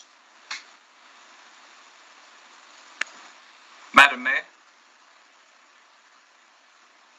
Yes, Councillor. Through you, Madam Mayor, I'd like to thank staff for forwarding those documents yesterday. I couldn't read the previous one, 9.3, and very efficiently I got the diagram sent to me and I could read clearly what was on them. So thanks to the staff for doing that. Thank you. Is there any dissent on the recommendation? That's Councillor Saul and Councillor Horville. Thank you, Madam Mayor. We'll go to 9.5, Belgrave Street traffic study. It's a recommendation. Move that way. Thank you, Councillor Shields. It's seconded by Councillor Horville. Oh, I was going to put a minor amendment in, Madam Mayor, that Councillor Shields may have skipped it, I don't know. I just put I'll up the end of... second it then. Oh, Councillor Horville is okay to second it, but he wants a minor amendment. So if you could just say what your minor amendment is, Councillor, and see if Councillor Shields is okay to accept it. Yeah, thank you very much. Just at the end of 3, add including any impact of the second bridge crossing, because it's a further report should look at the development of Belgrave Street Master Plan on completion of the road classification review, but including impact of the second bridge crossing still should be in the minds of the planning of the master plan. You okay with that? Can we have a comment, please, from the staff? Fine. Okay. So it's fine. Receive a further report on the development of the Belgrave Street Master Plan on completion of the road classification review and the... Including any impact of the second bridge crossing. Yes. Can I have that up on the screen, please, before we vote? Unless I've got anyone else that wants to speak, which I haven't. Oh, Councillor Morris.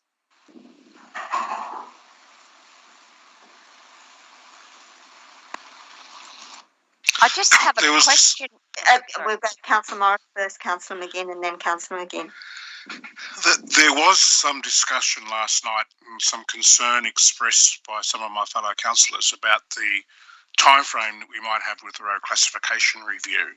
And it was suggested last night and seemed to be generally agreed to that we should add to point 3, that we receive a report on completion of the road classification review, or by 3 months or 6 months after the next state election if the classification review has not been finalised, so that we don't just sit and wait for an indeterminate amount of time for the further report to come back on the Belgrave Street Master Plan.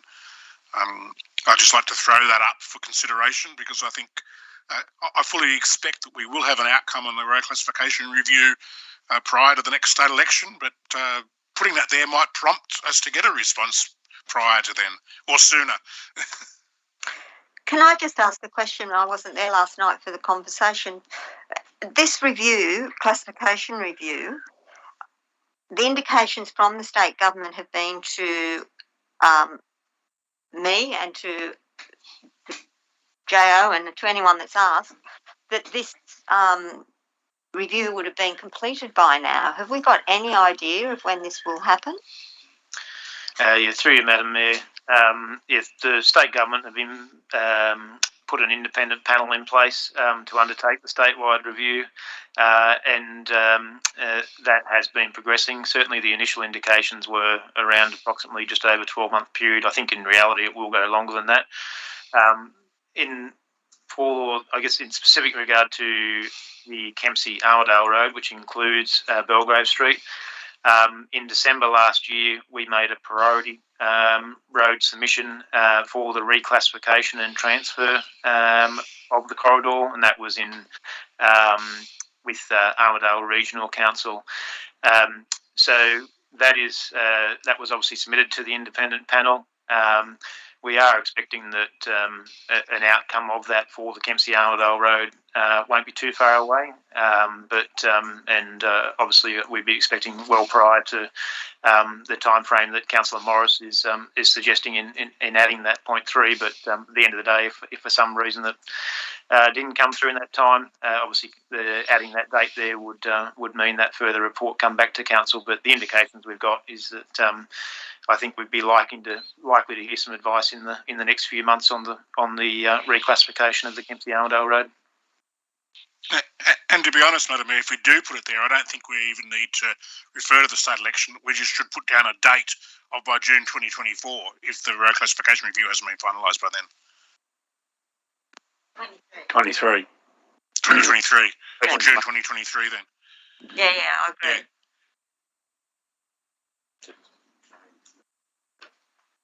A further report on the completion of the road classification review or no later than June 2023. We certainly hope to keep the councillors updated and briefed on the progress of the road classification review as it goes anyway. Yeah. Councillor Shields, are you happy with that? Can we just say by June? By June Yeah, it needs to be by June 2023. 2. Yeah. And take out the state election. Yep. 23 or 22? 23. 23. Elections 23. Yeah, you're right. Okay. Is there any dissent on that? There's no dissent. That's been carried. Oh, did I have a seconder? Oh, yes, of course I did. It was Councillor Shields and Councillor Horville. It's been carried. Thank you, councillors. We'll now go on to 9.6, which is a road opening and road closing of Dowling Falls Road, which is an administrative type of a recommendation. Councillor Sawley, you Move that way, moving? Madam Thank Mayor. you. Second that. Thank you, Councillor Shields. Councillor Morris? Not in relation to item 9.6, in relation to the fact that I've got a prior engagement needs and I need to leave the meeting at this time. I will not be returning unless you are still proceeding with the meeting at about 4 o'clock this afternoon, which I don't think you will be. I will forward through my 29 questions to Daniel when I get back from this next commitment. Thank you. Thank you, Councillor. Yeah.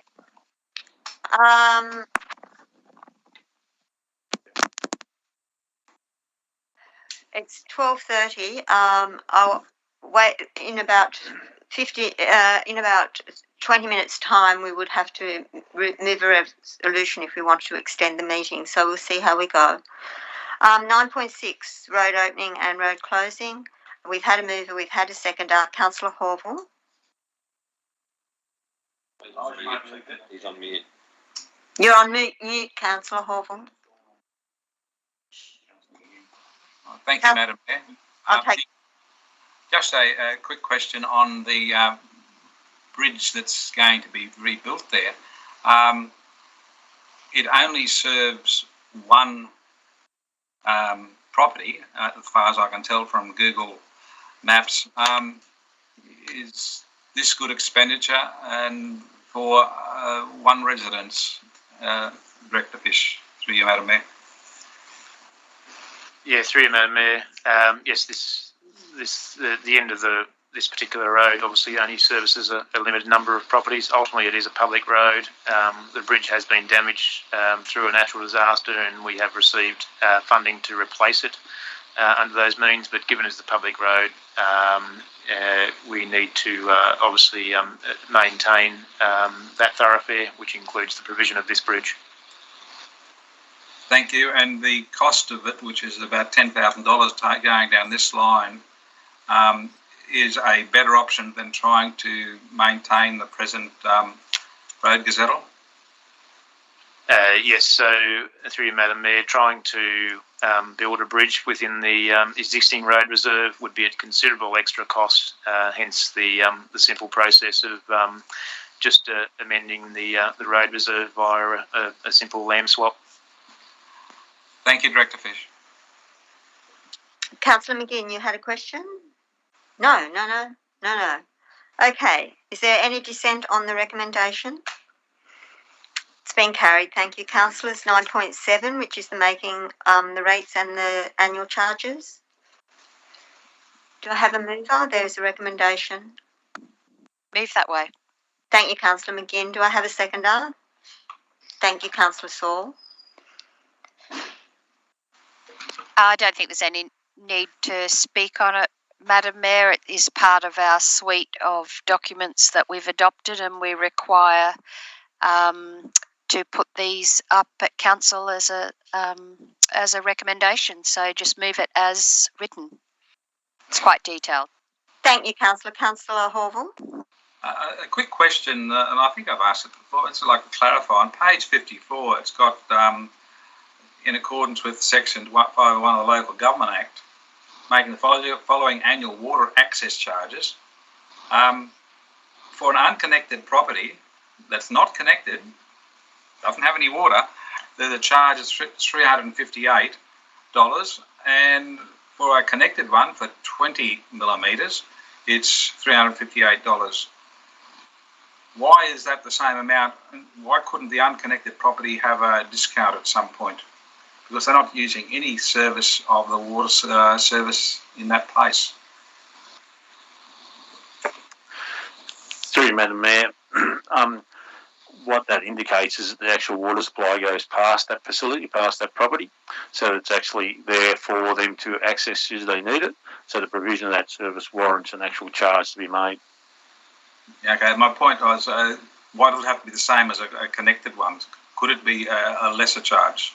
Or is it part of the Local Government Act? Or... No, it could be less or more. It's up to you, but what's been out on exhibition has been these things. Council could have raised these questions when we were discussing it a while back, and yeah, it is in there as it is. Okay, thank you very much. Any dissent on the recommendation? The recommendation is being carried. Thank you. Okay, 9.8, the mayoral and councillor fees for 2021-22. There is a Move that way. Oh, it's been moved by Councillor Saul and seconded by Councillor McGinn. Councillor Horville. I was going to move it, Madam Mayor, with a minor change. I've sent it through to Manager Thorogood, so I'll have to move it as an amendment. And it reads exactly as it is already there, but in the last bit it says determined by the Local Government Remuneration Tribunal being $65,830, which in brackets is 45,000 plus 140 plus 20,690 for the mayor and 20,690 for councillors. That's actually putting out the fact that the mayor gets a councillor amount as well, and she's still so far underpaid for the amount of work she does. I still want, I would just like that to be put in, Madam Mayor. Oh, would you like to add to that, Councillor Horville, that she doesn't take a car or any other expenses? No, just joking. Yes, we're going to give you electric cars soon, Madam Mayor. Councillor.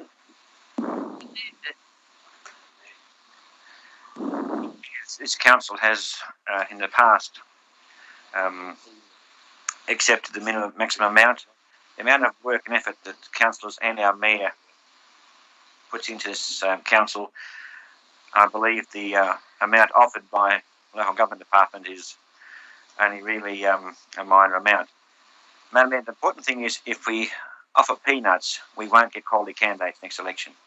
So it's important that we do go for the maximum to try and attract quality candidates so we can have a well-run and well-administered shire. Thank you, Councillor Saul. Just note that this minor change of Councillor Horville's was just to not change actually the amounts, but to add the mayor and being a mayor and a councillor, two amounts together. Who moved this? Councillor McGinn. Councillor Saul. Councillor Saul, are you happy to incorporate that? Happy to accept it, Madam Mayor. Thank you. Is there any dissent? Madam Mayor, could I quickly speak to the motion, please? Right. Yes. Councillor Saul spoken for it. Well, I could technically speak against it.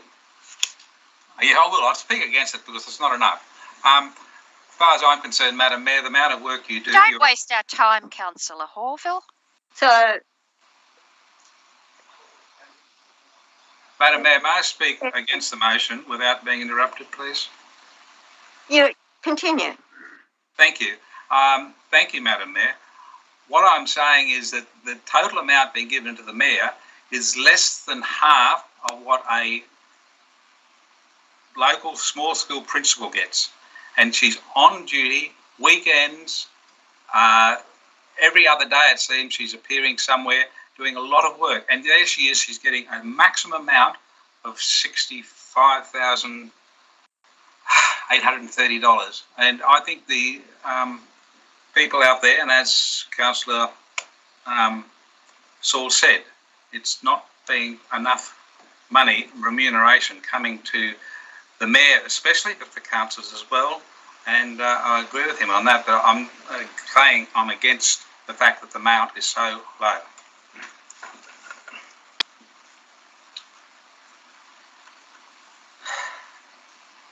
Have you concluded, Councillor?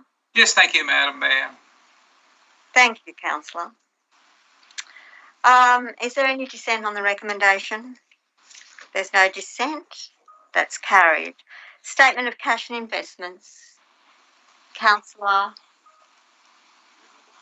Move that way, Madam Mayor. Councillor Second that. Shields and Councillor McGinn. No need to speak on it, Madam Mayor. It's the same sort of report we get every month. No surprises. Thank you. Is there any dissent on the recommendation? There's no dissent. It's been carried. Thank you, councillors. We go to 9.10, which is on page 62. There is a recommendation. This is the Flood and Local Environment Plan. There is a recommendation. Do I have a mover? No? I'm happy to move that way, Madam Mayor. Councillor Hall put his hand up, and Councillor Baxter. Thank you, Madam Mayor. Is there any, do you wish to speak, Councillor Hall? Yes, one very good question, Madam Mayor. These things are to expedite what's happening. Expedite, that's a good word. Before tomorrow, the 30th, which is a close-off date. Could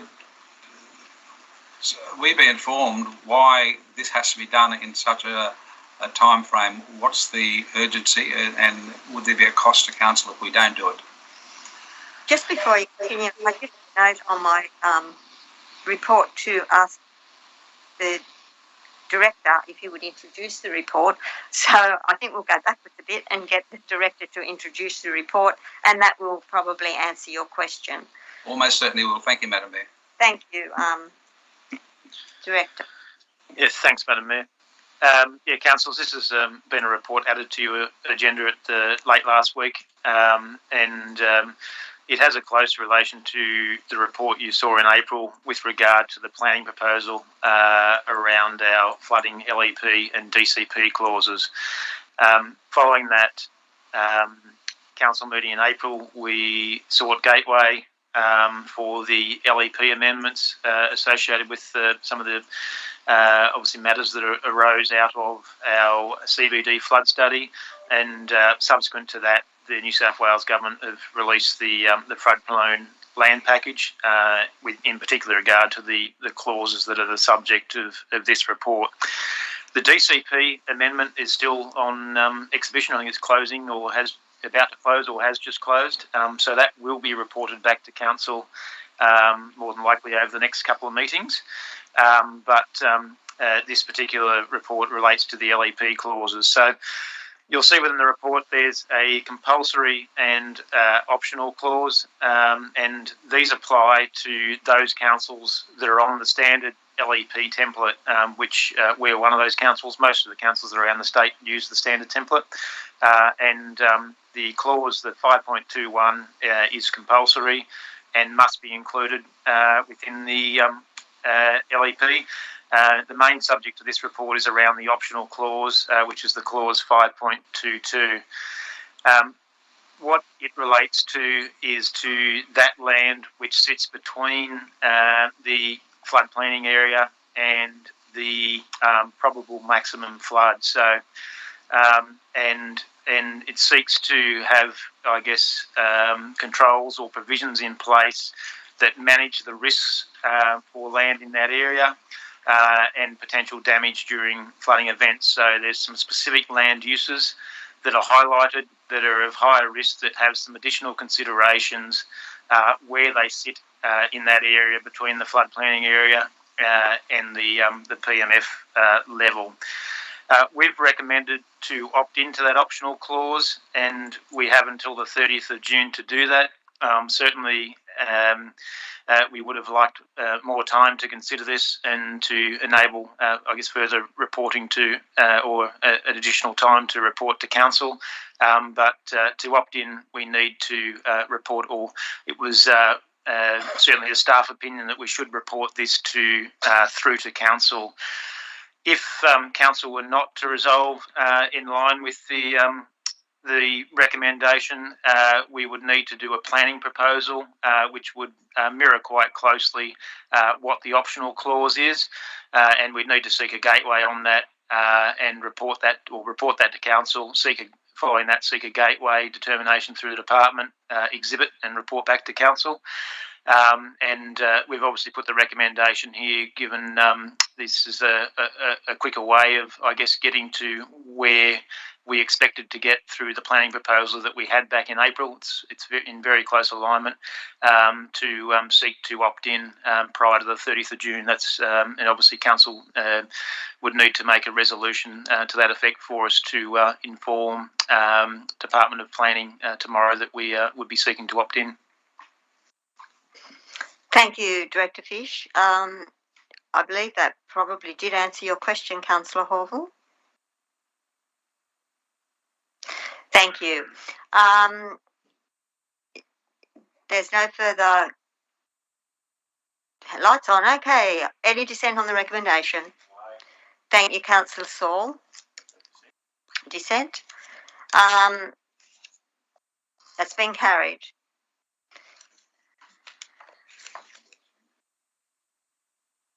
Questions on notice. I'll take Councillor McGinn first. Yes, Madam Mayor, I do have a question. It's to do with the adjoining properties on Livingston Street at Southwest Rocks, where the recent DA for the 5-storey apartment building was. I just can't recall the specific address, but I think you'll know where I mean. There's 2 derelict homes that are unsightly and in significant disrepair. I'm just wondering what can be done to clean up the site. It is on a site that is right in our tourist area. Thank you. No more questions? Is that it? Councillor Horville. Thank you, Madam Mayor. I've just had a bit of an iPad failure here. I'm trying to get it going again, but I do have some questions.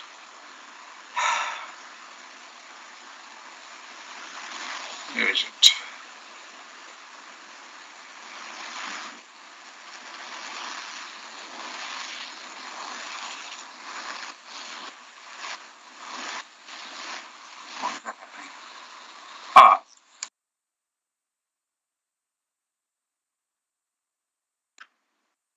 You've gone back to mute, Leo, for some reason. I don't know how that happened. Well, trying again. Thank you. Can you hear me now? Yes. Thank you. Question 1. As the installed sign within Kempsey Central, outside the entrance to the cinema, does not reference any money amount, in brackets, $2 million from both council and federal funds, close brackets, is it disingenuous to claim acknowledgement when there is no reference to the money amount on the installed signs? 2, when the question asks about the cost of installing a suitably inscribed plaque outside and adjacent to the ramp entrance to Kempsey Central Shopping Centre, acknowledging the actual monetary contributions of $2 million from each of council and federal government for the construction of the cinema, why were the answers given to unasked questions, i.e., has a sign been installed in the shopping centre? Are there plans for inscribed plaque outside Kempsey Central? Are there resources allocated to this installation? 3, what would the cost be in numbers of dollars to replace the historical plaque that went missing when there was an upgrade of the Clyde Street Mall? Number 4, as the May Council meeting question on notice 2 from Councillor Hall asks for possible sites in Southwest Rocks that would cater for a specific design of the Lennox Head Community Centre and Library, provided by Ballina Shire Council at the request of Councillor Hall, and the question remains unanswered, would council staff determine the actual measurements and ascertain if there are any sites available in South West Rocks, and, in pursuit of openness and transparency for the Shire community, provide the specifics of such sites? Number 5, in answer to the 4th question on notice by Councillor Horville at the May Council meeting on why the answers to questions on notices were not recorded in minutes, with the answer being, if answers were at any time included in the draft minutes, this was due to an administrative oversight. Was this administrative oversight failure ongoing for the minutes of meetings for September, November and December 2016, meetings for February, March, April, May, June, July, August, September, October, November and December 2017, and meetings for February, March and April 2018, and a plethora of meetings dating back to at least 2013. Question 6. What is the answer to the unaddressed question from Councillor Morris put at May Council concerning the federal government phase 3 of the Local Roads and Community Infrastructure Program, which allocated $1.6 million to Kempsey Shire Council? Will there be any community engagement for any such allocation? Question 7. What is the plan to incorporate electric vehicles into the council fleet? Question 8. Why have not-for-profit community organisations, such as the Macleay River Historical Society and the South West Rocks Maritime Precinct, who have leased council buildings, now being expected to fund all maintenance costs of the council assets? And is this a practice used in other local government areas? Question 9. What were the days and total weekly hours of operation of the Tourist Information Centre at the Val Melville Centre? Question 10. What are the days and total weekly hours of operation of the Tourist Information Centre at the Slim Dusty Centre? Question 11.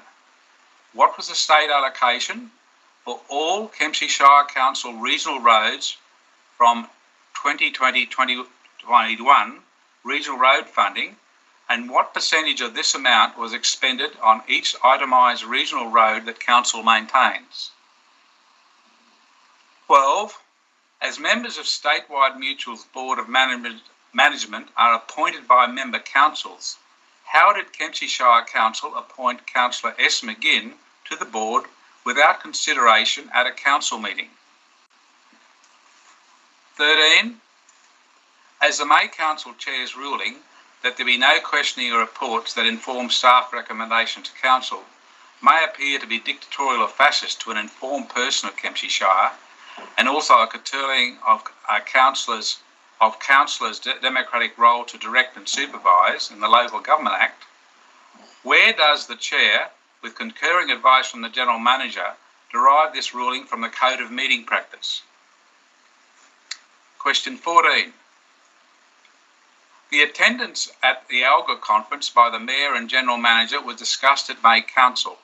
Councils were informed that an enabling resolution was not required despite, quote, 6.30, approval to attend a conference or seminars shall, wherever possible, be approved by the full council, who will authorise attendance and number of councillors to attend. Close quote. Why was this provision of payment of expenses and provision of facilities for councillors, procedure 5.1.5, not implemented? Question 15. In the debate about the Crescent Head petition at the May meeting, why was the actual numbers signing the petition considered to be a very, quote, very minor technicality when, end quote, when the scale of the petition support, be it 800 or 8,000 or 80,000, would have given the community and councillors a pertinent and relevant idea of support, and it being a requirement of the Code of Meeting Practice? Question 16.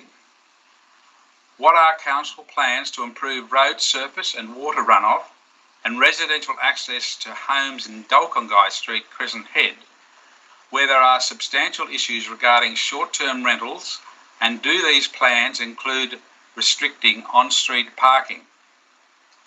Thank you, Madam Mayor. They are my questions. Thank you, Councillor Horville. Before we continue, I need a resolution for council to continue after 1 o'clock. Thank you, Councillors Second that. Shields, and seconded by Councillor Saul. Is there any dissent on continuing till after 1 o'clock? Specifically continuing to. Thank you, Councillor. McGinn has. Just on the, I'd just like to make a comment, if I might. If we hadn't wasted so much time at the beginning of the meeting and on unnecessary discussions that have just wasted time today, we might have actually finished it in the time frame required. Thank you. So you're speaking against it. Is there any dissent, or is anyone want to speak for it? There's no dissent. We'll continue. Oh, there is one dissent, Councillor McGinn. Councillor Baxter, any questions? Councillor Williams. Thank you, Madam Mayor. I have one question. Council recently applied for the state government's round 4 Stronger Country Community Fund grant to install competition standard lighting at Kemp Street Sporting Complex. Exactly which fields will be lit or upgraded if successful?